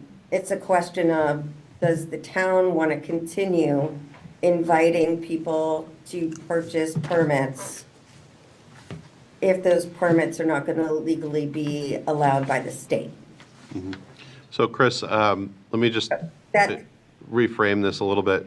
So this additional language doesn't talk about eliminating the predation program. It puts more humane kind of parameters to it. And is that something that, I'm not expecting to, I'm putting you, understand that I'm completely putting you on the spot tonight, but is this something that you can at least consider or? It's against the state regs. All three of these requests would be not in compliance with the habitat management plan, in that the state has required predator management on our site. And saying that we would have to end by April 7th, saying that they're directed not to kill. APHIS wouldn't be able to determine if a coyote was lactating. And I know that some of these people that are passionate about removing predator management have spoken to APHIS, have spoken to the state, have spoken to the state biologists, and have been told that this is not possible. So I am simply reiterating what the state has said. So these tweaks, if you will, would not be in line with what the state predation program is calling for. And then, a violation for $10,000. I mean, we are not able to not do predation. This wouldn't be allowed. I can certainly send it to the states, but these answers have already been given to folks in writing from the state wildlife biologist for mammalian activity, and that there's a target species, and this is what the state and the Fed require.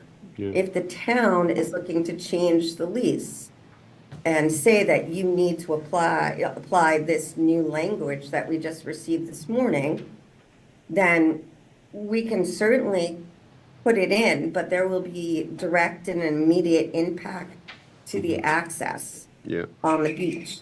I understand that. I'm looking for direction from the town. Yeah. No, Because I'm not going to negotiate, with a third party on what the town's lease is going to read. I would need to take direction from the town. Okay. The town has asked a couple of weeks ago if we would implement Conservation Commission regulations, but those are hunting, and we don't allow hunting on our property. This is not classified as hunting under the state and federal requirements for the permit. So I look to the town to tell me what they would like to do. I guess setting aside inserting the language itself, I know you talked about these working groups too, and what we heard during that meeting a couple of months ago was pretty troubling, and at least to me. And I respect that Ms. Costello stuck it out and watched the whole meeting. These seem to be more humane parameters than just the simple kill-all predation program. And I would hope that at a bare minimum, this would be maybe something that could be advocated for at those kind of meetings going forward. because we are driven, it sounds like, from the feds and the state on what can happen out there. But these seem like pretty smart and ethical and humane practices. But I know there's always a consequence. There's a consequence to everything. So I'm just wondering what that is. And I understand the lease end of things. If we flip the lease on its head today, there's beach stickers sold and there's people in parking lots right now. But for this piece here, is there more that can be done? Well, a couple things. There isn't a kill-all order quote on everything. It's selective predator management on predators that specifically have been documented as taking listed species. So it isn't anything, it isn't what was just classified as a kill-all. Two, as was discussed when we met before the selectmen and the state, that we are participating in the working groups. Duxbury Beach was asked to have 2 members participate, considering we only have 2 full-time employees. Something that stuck out because the state only allows 1 person from each entity to participate. So not only are we involved, we're very, very involved in writing all of these requirements and suggestions. So that's still ongoing. As we discussed, there are working groups. We are participating in them, and we are writing as many suggestions as we have in our permit that we have amendments. There's nobody in DBR that wants to do predator management. I think somebody said it pretty succinctly. Nobody gets into wildlife biology to kill things. I mean, that isn't what we go to school for. That's not what we go to work for. This is mandated as a requirement if a beach is looking to have access. So I think it's a conversation that the town, if the town is willing to change access, limit access, and think about what is important to them, and I'm certain that would be happy to go to the state and say that we're not comfortable doing predator management. We wouldn't be the first people to say that, but there are definitely implications. I mean, without that permit, we can't have those little gates that are 4 inches high that stop plovers. There'd be more plovers active in our parking lots. We would have to somehow guarantee that there'd be no take, but still allow activity, driving activity on the beach. All right. Are there any members of the community that would like to speak?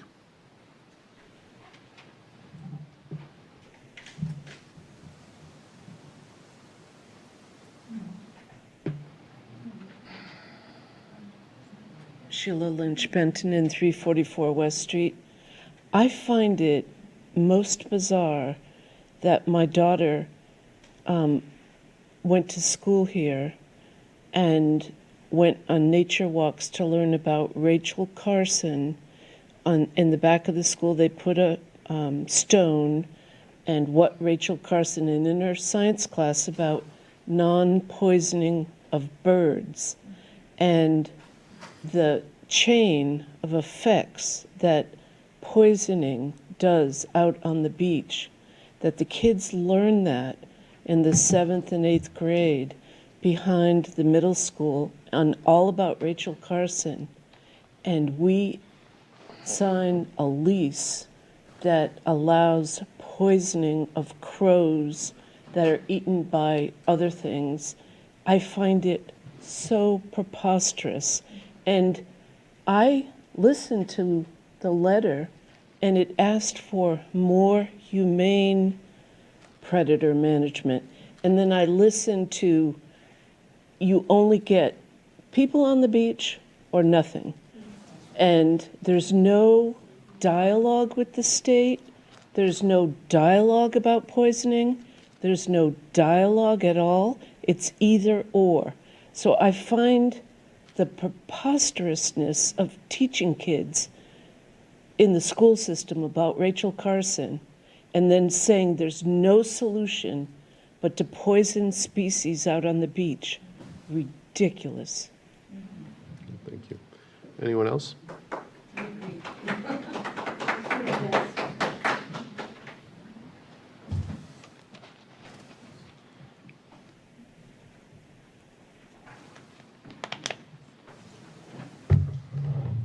Susan Curtis, 110 High Street. I find it absolutely outrageous that this person is telling you it's either or. We're not asking to stop the predation program. I would love that to happen, but I understand what the restrictions are with the feds and the state. What we are asking for is humane practices out on that beach, period. And there's no defense for that, none. And for her to get up here and tell you, oh, well, if we don't do this, we're going to lose the permit and you can't go down the beach is a crock of crap. Okay?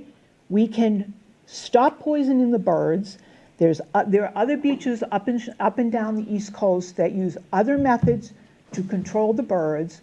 We were just told, Eddie and I were just told, there are 20 seagulls dead on the beach.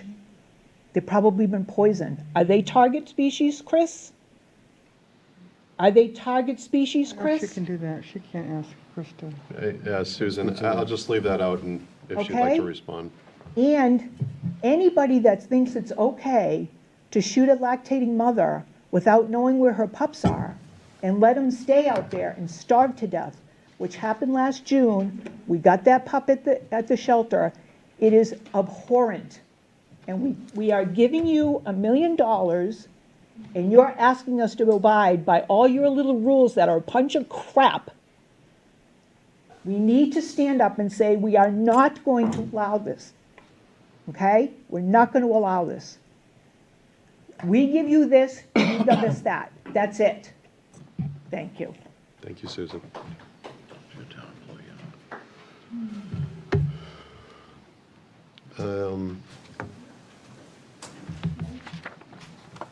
Is anybody else? Yeah.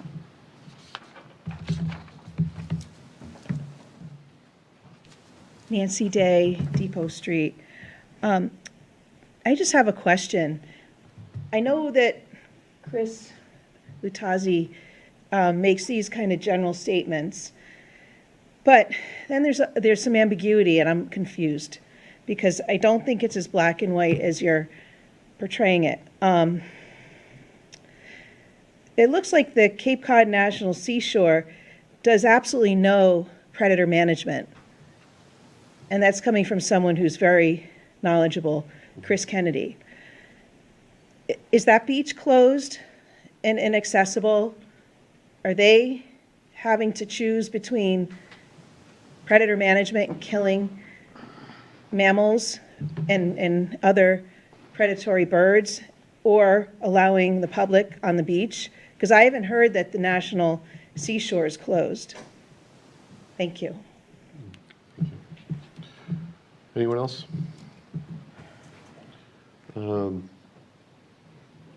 Chris, if you'd like. Question I'd like answered. Yeah, I was just going to say that. Chris, would you care to answer any of those two questions? Well, I think it's important that we stop spreading this false narrative. DBR did not knowingly leave a coyote pup out on a beach for 2 weeks. When a pup was observed, the feds, APHIS were contacted immediately. So several people in the audience, as well as the newspaper, have said that we did that, and that is absolutely incorrect. And I don't think that gets us anywhere, spreading those false narratives through multiple pieces of media. Second, this is the first time I've heard of 20 dead gulls. That wasn't reported to us. We're having actually an urgent issue right now on the beach at 6 minutes of 9. So I'm trying to look at my phone and I'm asking people what 20 dead gulls. And I haven't gotten a response yet, but since we're having an urgent issue right now, I don't expect it. but I know that this has already happened, but I would strongly recommend that people call the state, people call APHIS and understand what the regulations are. I would love to be compared to a 46,000 acre site like the Cape Cod National Seashore. We have different programs. It's a federal site. They're not part of the permit when it comes to tokens. They actually have special tokens that go to Cape Cod National Seashore. So I don't really want to get into the differences of one beach versus another and how they manage things, because that's a slippery slope, and I don't think either of us is fully knowledgeable in how another beach interacts. I really think it's important that people understand that we don't make the regulations. We are working with the communities. Excuse me? There is, Sorry, you can finish your statement. You work with So your like, communities? we are working with the working committees, but asking us to do these things right now is not possible, in that we have been told, like, I'm looking at just the 3 bullets. APHIS has made it clear, not in writing, because they don't put things in writing. They've had a conversation with folks in the audience saying that they do not differentiate between pregnant or lactating. One, there is no difference in their mind. That's what the state has said in writing to this group, and that's what APHIS has said on the phone to this group. I'm like, I can't change what they've said. We don't have the power to change that. I don't know how they would personally do that because it's nighttime. But I'm like, that number 3, I know is not possible because they've already put that in writing to the group. So coming to me and asking me to do that, it's just not a valid request. Predator control activities without limitation, hunting, trapping should only take place. They have to take place in the window. And we are into June right now, and there's still predator management that happens. Our requirement is to do it in a certain window in order to have the plovers have a piece of time that there might not be as many predators. I can't change the dates that are required by the predator management in the permit. If you read the HCP, I can't just decide that April 7th is fine. Maybe because the birds have just landed on March 21st, and they're just beginning to be territories. They're not even mating yet. So the whole idea is to stop the coyotes from eating the eggs. We couldn't possibly start on April 7th. So that's 2 out of the 3 right there. The predation program does not use poisons. What would happen is we would have to trap them. And then they would ask us to dispose of the animals ourselves. I'm not comfortable having employees of DBR go into bird traps and dispose of animals. And there's a whole point and a method for using the poisons, and that information gets back to the crows and they stop coming to the location. Again, that's another conversation. I'm not an expert. I'm not an expert on DC 1339, which is the toxicant that's used, and bioaccumulation, and I strongly recommend that if you're not happy with the answers that APHIS gave you, then you go back to them. Any next steps from here? We'll bring the lease back, the original version of it, back on the 24th. Why are we going to do that? So you can sign it and we can have Oh, access to the beach. Oh, we haven't signed it yet, Not yet. by July 1st. It seems to me there might be and I really have no idea how to go about doing this, but having a conversation from the town and Fish and Wildlife, or the people that are in charge of making the predation rules and regulations. Yeah. It's again, I don't know how to go about doing that. But I think that I think that all of us might agree that, a lot of these things are less than desirable in terms of predation and the ways that they're going about it. I don't know, if citizenry have talked to them already and have gotten nowhere. DBR ditto. Is it something that we can do to try to have a conversation with? Well, we don't own the property and we don't hold the permit. We are the lessee. So we're at a distinct disadvantage right out of the gate. But I do think, though, is right now we need to help. We need to help DBR, actually. Right now, there's obviously this whole thing of the predation is a big issue, and quite rightly so.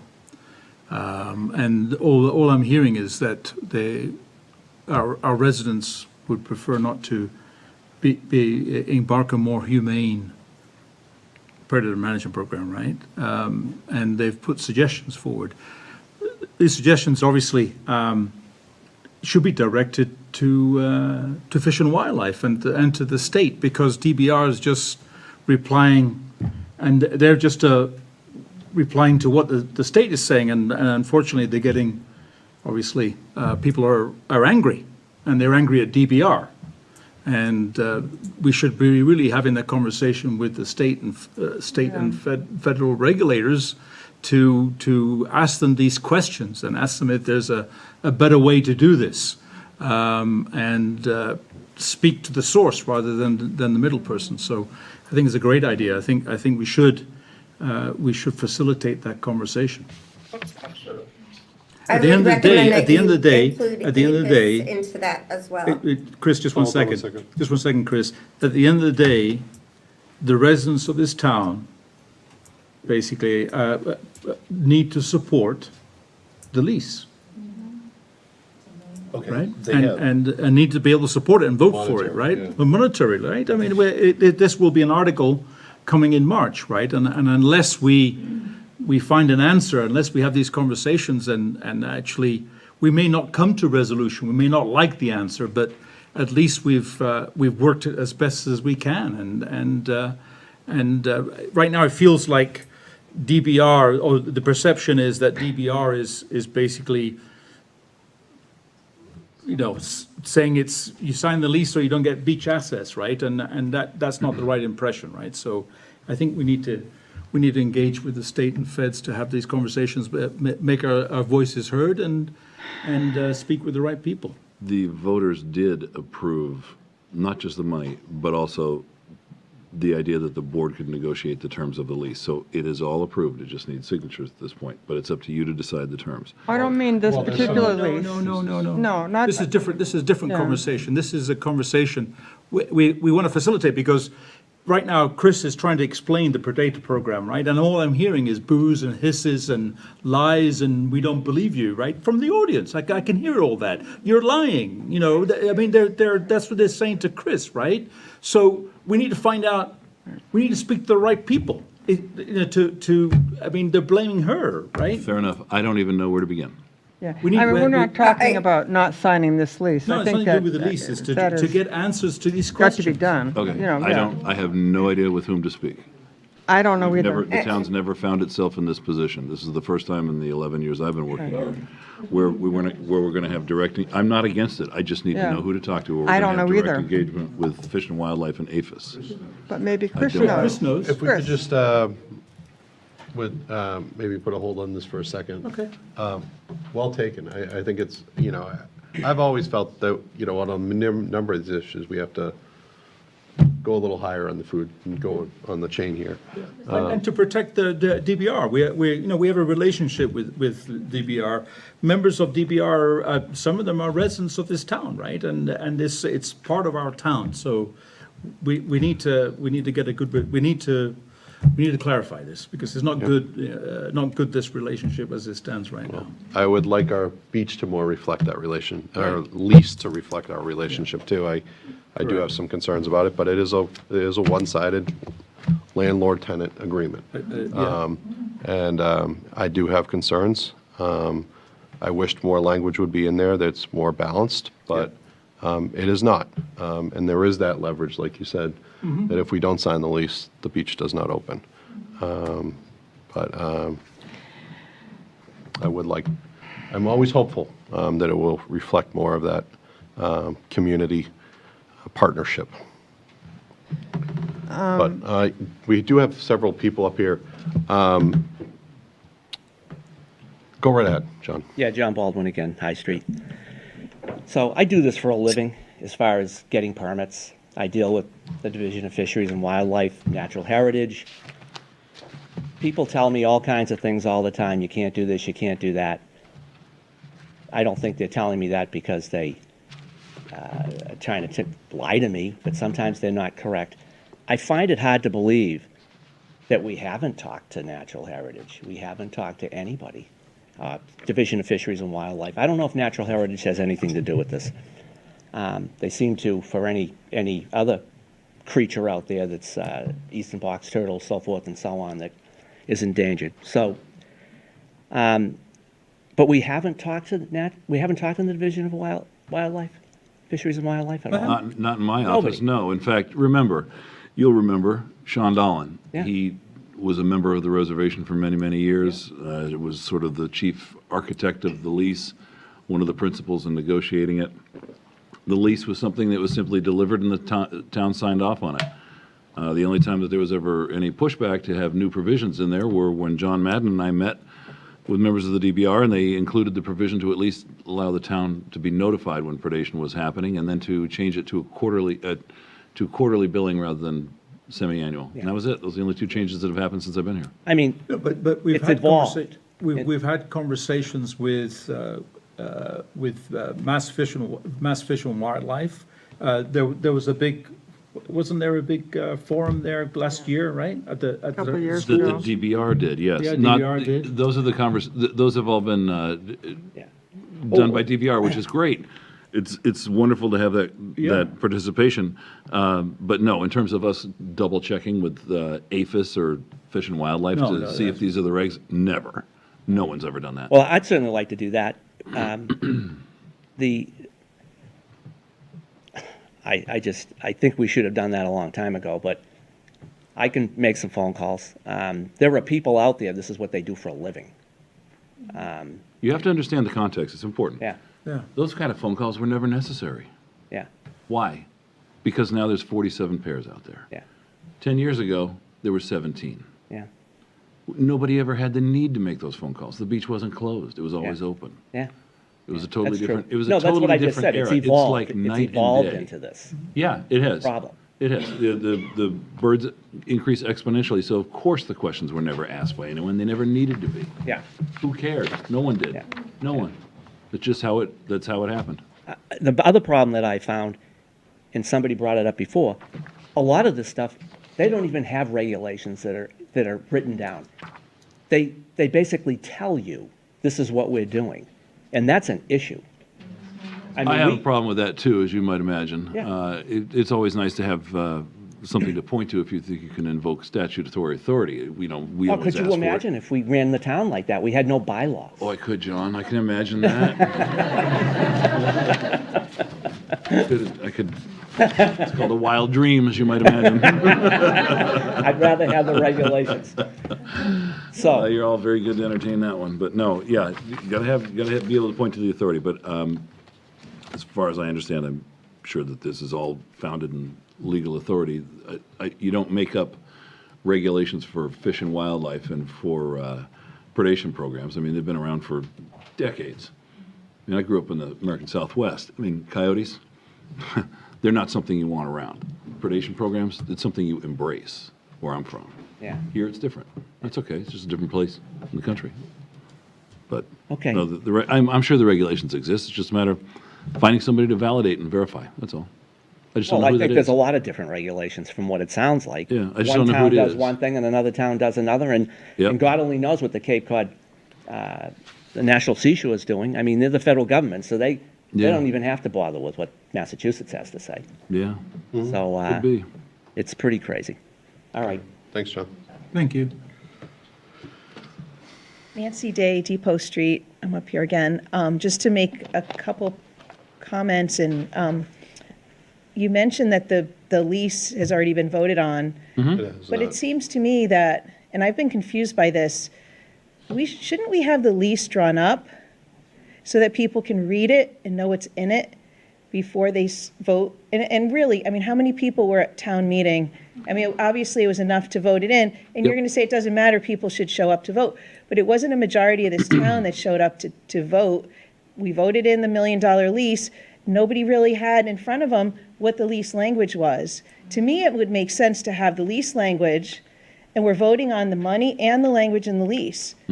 That to me seems like a much more sensible way to go forward. And again, I just want to point out, it's $1 million that goes to the beach. And nobody's even on the beach in a vehicle right now because it's closed and it's the beginning of June.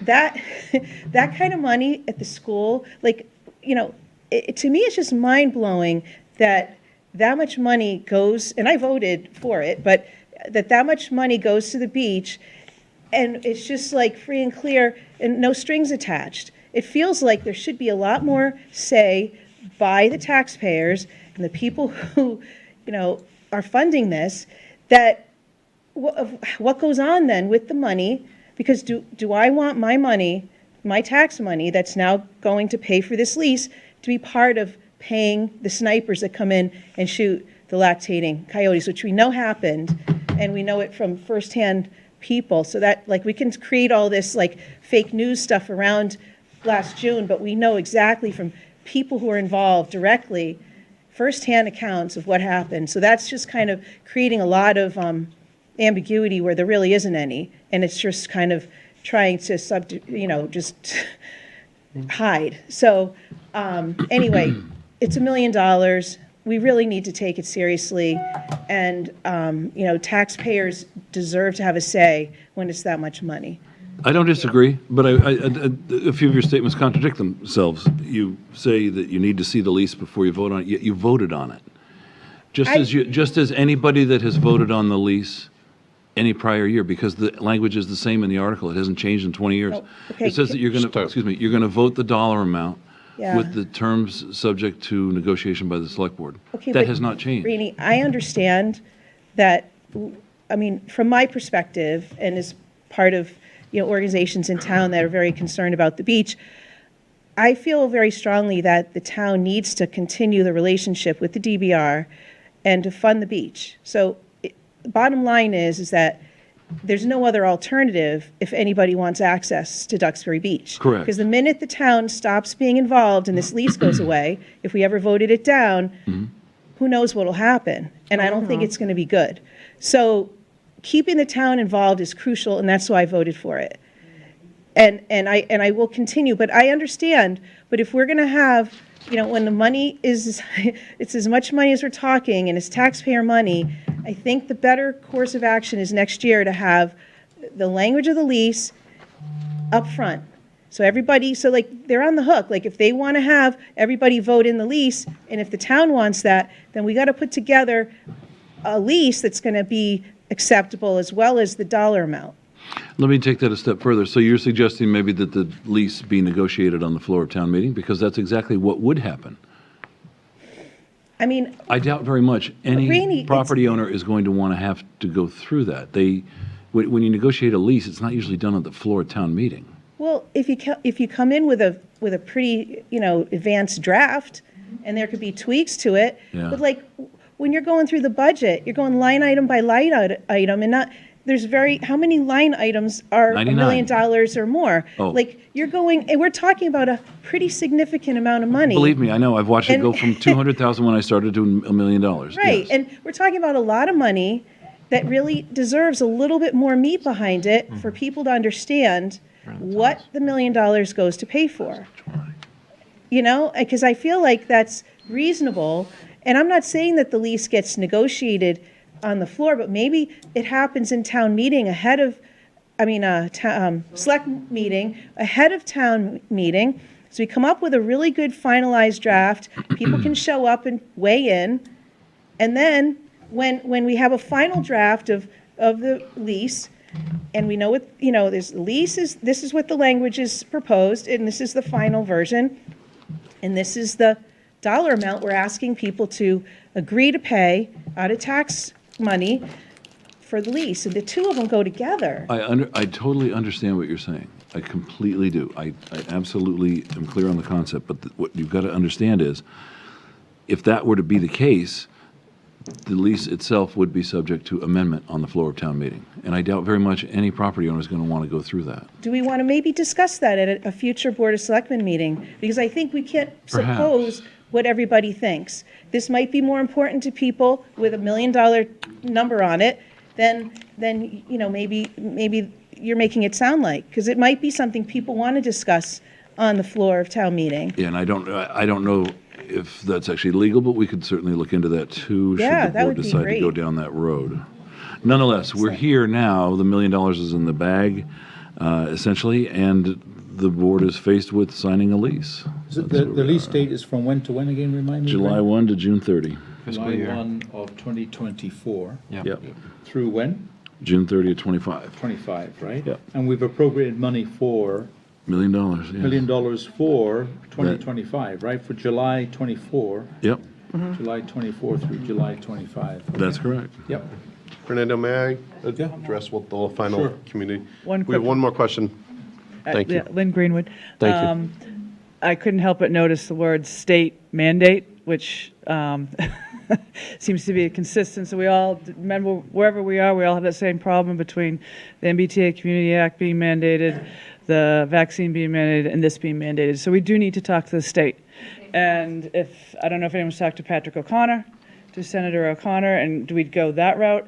And I'll highlight again, which I've highlighted, Fernando knows, when we had our COVID and coffee, we have no state representation at this moment in time.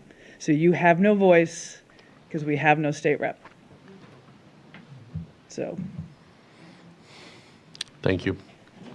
Mr. Chairman, Yeah, of if course. I just may, in response, Ms. Day brought up an important point about public records and transparency. And just for the benefit of everyone watching and those who may not know, the beach lease, at least last year's version, is available on the Select Board's website. And I'd encourage folks who are interested to read it. And I don't want anybody to get the impression, I realize we've had a heated discussion tonight, but get the impression that we're not interested in public input. We absolutely are. I am. I appreciate the fact that the lease has been, I agree with Mike, it's totally one-sided. And if I were the beach, I'd write it the same way, to be quite honest. I'd always want to represent my client that way. But with that said, we recognize that there are other interests beyond just being able to get onto the beach with a vehicle. And that's been made clear through the predation program. And I think Rainey makes an important observation tonight about the fact of, why weren't certain things done a long time ago, and that's because we didn't have a lot of birds a long time ago. So this is an iterative process, and I appreciate the tremendous input that we're receiving from the community. I would like to continue to receive that going forward, because that helps us shape what the lease looks like going forward. And I realize, again, the beach doesn't have lots of incentive to make many changes to it. But I would like to think that because we have a relationship with the beach, and because certainly there are many folks who live in town who are trustees, Yes. and everybody certainly cares about the beach and what happens to it and its impact on the community as a whole, that there will be opportunities going forward to make changes, and that ought to be informed by public participation, and I encourage you to continue. Thank you. Just one more question. I'm ignorant on this because I have a place in Maine. I don't go to the beach. I haven't gone to the beach in years. I had a boat here. A lot of people buy boats so they don't have to put up with what's going on right here. Oh, I know. So, is the beach actually might not be open south of the bridge until like August. By the way, the beach is not closed. You need to understand that. The beach is closed to overseeing vehicles. I It's know open. that. It's I wide know that, open. but You can go out there and hang out on the You sand. can walk on the beach, no problem at all. Yeah, you can drive to the parking lot and park there too. Yeah. But to answer your question, let's hope not. We don't know. We don't know.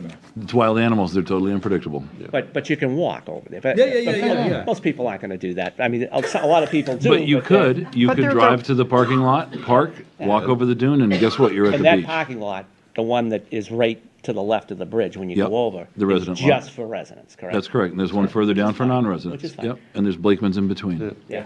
Well, that's interesting. So, so we don't get, people can, as far as getting a sticker, they're probably not getting out there with their vehicle till maybe the first week in August. Is that I don't what- know.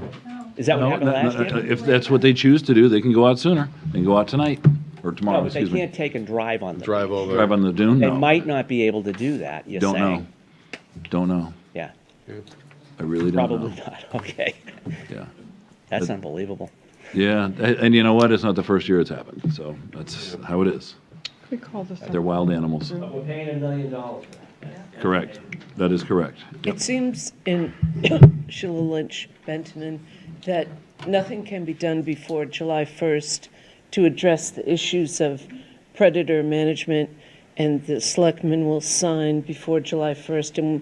But between now and next March, the issues of the town contacting Fish and Wildlife or whatever, and understanding and maybe making a committee of those interested in, humane predator management, getting more citizen input, so that by next March, when this is brought up, people can do it. But it doesn't sound at all like it's going to happen before you need to sign July 1st. But I hope the selectmen make a decision to address some of the concerns tonight for the next March town meeting. Thank you. I think we've made well, I'll leave it at that. Thank you for your point. Just me again, Susan Curtis. So I would like, respectfully, for the selectmen to make a commitment right now that we are going to talk to the authorities who are being used to be hidden behind and say that we do not have the stomach for shooting lactating mothers and having their babies starve to death on the beach, because that's inhumane, and we do not have the stomach for poisoning birds that can get eaten by something that can in turn be poisoned. We have a lot of raptors. We get them at the shelter all the time. I discussed this with you before. They're half car strikes, half poison. And the fact that we are allowing animals to be poisoned on that beach that can be consumed by raptors that are so important to our ecosystem is so over the top outrageous. And I really am asking you to please contact these people and say, we do not have the stomach for this. We're not going to do this as a community. I don't care what anyone says. And back in the day when Donnie Beers was overseeing the beach, there was a give and take. There's none of that anymore. And in the lease prior, and Rainey, you can dispute this or not, it said that when they were going to do predation, you were supposed to be notified. My understanding is you were not always notified when that happened. I have been notified every single time. Okay. I've never not been notified. So what I was told by a town Either official me that or- talked to it's you and either you me or told the them that police that chief. wasn't true? Nope, that's Okay. an absolute canard. It's a lie. I'm either notified or the police department is, and I prefer the police department. So They're very again, good about it. please consider making a statement here tonight that we do not have the stomach for those two things that I just talked to you about. I'm going to hold my nose for predation. There's clearly nothing we can do about that. But cruelty and inhumane treatment of these animals on the beach, we cannot accept that, period. Thank you. Alicia Babcock, Ocean Road South. I agree that we should redirect our efforts to the state. I think if there's any chance in getting anything changed, I think that's really the only avenue. And because of the permit being the way that it is, in order for us to use that beach, I think opening anything up to town meeting is going to be a little dangerous, because people will be wanting to negotiate things that would fall outside of the permit requirements. The last thing I just want to say is the item on the agenda is the beach lease, and I know that the predator management is a big topic and a big part of this, but I don't want to lose sight of really the $1 million for the beach is really protecting this town. I mean, we have to really stay focused on that, because it's really, really unfortunate that the birds are preventing people from using the beach early in the summer, and it's terrible. But without the management of the DBR and all of the work that Chris has done, I mean, they have done a lot of really wonderful things out there, and I don't want to lose sight, because of this predator issue is so awful. There are good things going on out there also, and I do want to bring that to everybody's attention just as we're closing the discussion, because the priority really is protecting the town. All right. Thank you very much. Alicia. All right. Thank you very much, everyone. I appreciate all your voices, and they were heard.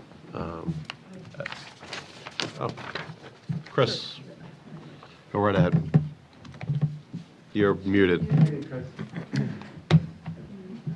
You had asked me a couple questions. So just to clarify what Nancy had said, we did not know the coyote pup was out there. We knew that a lactating mother had been there. APHIS told us that it could be in a 10-acre period, and that they've looked and they didn't find it. But I do have to say that we need to work together to figure out what this problem is. And I am very uncomfortable sitting here and quoting other people's work. That is why Natural Heritage came in December to a public forum. That's why Natural Heritage presented 2 months ago to the select board and the group. Yep. And that's why Carolyn had said, call me directly. Call APHIS. I am happy, Rainey, Mike, to give you the information. If there's a way that we don't have to do predator management and still have the access that I believe the town is interested in having, there's no one that's going to be jumping higher and farther than all of the environmental folks that we have working on TBR. So if the town wants to have these conversations directly, I'm 100% for that. It is very difficult being in the middle, knowing that people want to drive to the beach, knowing that we have a permit, knowing that some of the access that we have, we won't have, meaning we can't put those little barriers up for them to stop. If they say we need to hire 20 people and watch every brood, then let's find out. But I'm like, I need the town to work with us. I need the folks that are in that room to understand that we don't want to kill anything. That is what we're being told. That's what I read the email. So if we can all work together, have these conversations. I mean, I think the biggest problem is that we're trying to fight amongst ourselves of how to fix this when we need to take the fight to the people that are requiring it. Yep. And I'm not comfortable sitting here speaking for others. And that's why I invited them and they spoke to the town. And that's why they keep on saying, go to us. But I think that these answers that are being given are still one-offs. So I think a round table with maybe 1 or 2 representatives, and obviously not the whole group, I understand there's people there, as well as some of the select board and Rainey, then we can all be on the same page of what's allowed, what's not. And then it takes DBR out of this. Yeah. That would be the ideal. And as for the lease, we send a letter out to the town in August. The lease hasn't changed since basically it was written back many, many moons ago, before Sean was even selectman, by Bob Hayes. So I'm happy to discuss things, but yes, we're going to make sure that we follow the rules so we don't lose access for people.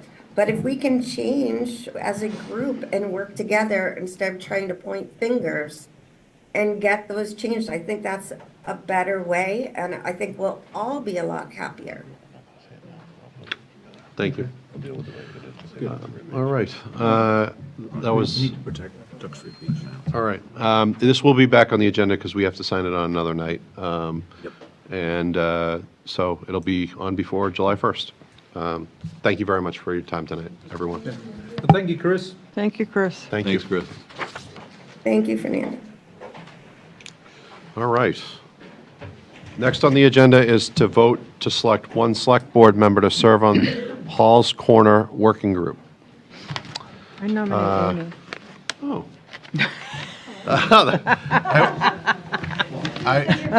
No, I think we should vote Amy McPavel. That's what I just said, I nominate Amy. All those in favor? Aye. So I will say, You need to go outside if you're going to talk. sorry. We're still meeting. Hey, John, we're on to the next. Thank you, sir. So this Hall's Corner Working Group was spun off of the planning board's review of something that the Economic Advisory Committee had presented to them. I was liaison to the Economic Advisory Committee for those couple of years. They had worked on it for over probably a decade. So I take no credit whatsoever, but I do have a familiarity with it. Oh, I nominate Mike McGee. I am happy to continue that role as a liaison or whatever member it is. I'm happy to sit on that, simply because I have some familiarity with it. Okay. Excellent. Right, so moved. Thank you. So moved. Oh, Second. you moved it. All in favor? I seconded. Aye. Aye. Congratulations, Mike. All right. So now we need to vote.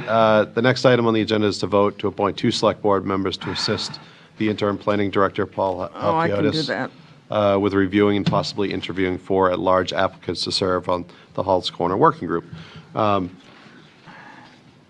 only question on this is, do we have 4 at-large applicants?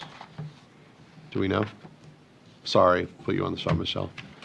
Does anybody know how? I know we had a lot for the MBTA. Yeah, we have them. I didn't know if we had as many for the Hall's Corner Working Group, not to diminish its importance, but. I would say 6 to 8. Okay, so we need to do this. We need to interview. That's what I was wondering. Yes. Okay, great. You have them. Well, you don't necessarily have to interview. You can, if you want to. optional. but Right. It's optional. You just, I mean, if you don't get enough information through the talent Talent bank banks. applications. Okay. I can do I that. accept nominations. We have one, Cindy, go ahead. Do you want me to send you the talent banks for the halls, since now I know you're. Well, No, so, not to him necessarily, but to whoever's going to. yeah, so, be working thank you, with Michelle. Paul. Michelle was asking who the talent bank should go to. Yeah, I think whoever is appointed here should review them. We have a protocol for our committees anyway, but where this hasn't been set up, I suppose we have to work with the planning board liaison, which I believe was Wayne Dennison on this one. I know he volunteered himself at a prior meeting. This is different. This is a working group. It's not a committee. Yes, so we can do it that way, Michelle. That's fine. So Cindy wanted to do it. Oh, I didn't. I said I would do it. I'd love to do it. Cindy's number one. I'd be Mike, you may want to. because, yeah, I'm gonna. I'll be happy to do it. All right, I move to appoint Mike and Cindy as the select board members to assist interim planning director Paul Halkiotis with reviewing and possibly interviewing 4 at-large applicants to serve on the Hall's Corner Working Group. Second. All those in favor? Aye. Aye. All right. We have a town manager's report. It'll be brief. Thank you, Mr. Chairman. It's just about Duxbury Beach. Currently, there are 47 piping plover pairs with 19 active nests, 22 broods of chicks at Duxbury Beach. Many nests have hatched over the last week, and broods are establishing their brood range. To date, 13 nests have been lost, 11 of those due to predators. 1 brood has been lost to predation. Last year, by June 10th, there were 24 active broods out of a total 39 nests that hatched. Field staff have noticed that some of the fencing on the northern part of the beach, extending from the northern lot to Blakeman's, has been damaged. such as cutting the twine for the closed area fencing, removing the rebar, as well as sensitive wildlife area and no dog signs. As a reminder, this fencing and signage is required by the state in order to allow recreation on the beach. Least tern colonies are growing and continue to lay eggs in the historic areas. Peak egg laying will occur in the next week or two or so. On Duxbury Beach, the least tern areas are the Duxbury Beach Park, north of the resident lot around the North Poles, slightly north of the Crossover 1, south of Crossover 2, and south of Crossover 3, and along Plum Hills to Gurnett. And all the rest of the information is the same from last week, which is on the website. Rainey, that damage, was it reported to you or the police? To beach ops, and then me. I don't know if any of it involved the police or not. I just only mentioned, just having sat on the bay side on a windy night, it gets pretty windy over there, and I was just wondering if some of this stuff had been just nature took its course. I don't know. Yeah, okay. Thank you. Mm-hmm. All right. Well, thank you very much for your report. Committee appointments, reappointments, and resignations. I move that the Duxbury Select Board appoint or reappoint the following individuals to the following boards, the following terms. Board of Health, David Brumley, MD, reappointment for a term ending June 30, 2027. Community Preservation Committee, James A. Tony Kelso, reappointment for a term ending June 30, 2027. Christopher Andrew to fill an unexpired term ending June 30, 2025. Diversity, Equity, and Inclusion Steering Committee, Matt Gambino is the school committee representative, a reappointment for a term ending June 30, 2025. The Duxbury Cultural Council, Allison Arnold, Craig Bloodgood, and Brian Lees for reappointments ending June 30, 2027. The MBTA Communities Working Group, that's the new one that we just appointed. The following individuals: Allison Shane, Carl Coons, Stephen DeGant, who's here this evening, and Christopher Sherman, all for terms expiring on June 30, 2025. Sidewalk and Bike Path Committee, Jared Klebanoff, a reappointment for a term ending June 30, 2027. The Seawall Committee, Alicia Palmieri Babcock, reappointment ending June 30, 2027. Paul Brogna, reappointment for a term ending June 30, 2027. And the following individuals as well on page 2. Tim Spellman, Donald Norris, Mary Schreiber, Stephen Callahan, Arthur Healy, all for reappointments ending June 30, 2027. Not. What? Not Tim Spellman? Okay. Yeah, he stepped down years ago. Oh, well, he's on my list. Yep, it's okay. All right, as amended. As amended, yeah. For a second? Why do you have one more? Oh, that's a resignation, I'm sorry. Can I have a second, please? Second. All those in favor? Aye. Aye. Thank you very much. The following boards and committees have the following open seats. You want to do Age the and resignation? Oh, resignation from the Duxbury Cultural Council, Susan Kelly. The following boards and committees have available seats. Age and Dementia Friendly Task Force, 1 seat. Alternative Energy Committee, 2 seats. Coastal Resiliency Task Force, 1 seat. Economic Advisory Committee, 1 seat. Finance Committee, 1 seat. Fiscal Advisory Committee, 1 seat. Historical Commission, 1 seat. King Caesar Advisory Committee, 2 seats. And finally, Nuclear Advisory Committee, 1 seat. If anyone is interested in volunteering on a board or committee, you're encouraged to fill out a talent bank form, which can be found on the town's website under the Forms and Documents tabs. Great. We have some minutes tonight. Executive session minutes from February 15th of this year. And I believe a couple of us have to recuse ourselves. Okay. I move that the Select Board release the February 15th, 2024 executive session minutes as the need for confidentiality has passed. Second. So all those in favor? Aye. Aye. Abstain. Michael abstain. Okay. Next one. We have 2 open session minutes. Yeah. I move to approve the April 8th, 2024 Select Board open session minutes as presented and/or amended. Can I get a second? Second. All those in favor? Aye. Aye. I move to approve the May 6, 2024 Select Board open session minutes as presented and/or amended. Cindy should abstain. Second. Second. All those in favor? Aye. Aye. Abstain. All right, some announcements. Okay.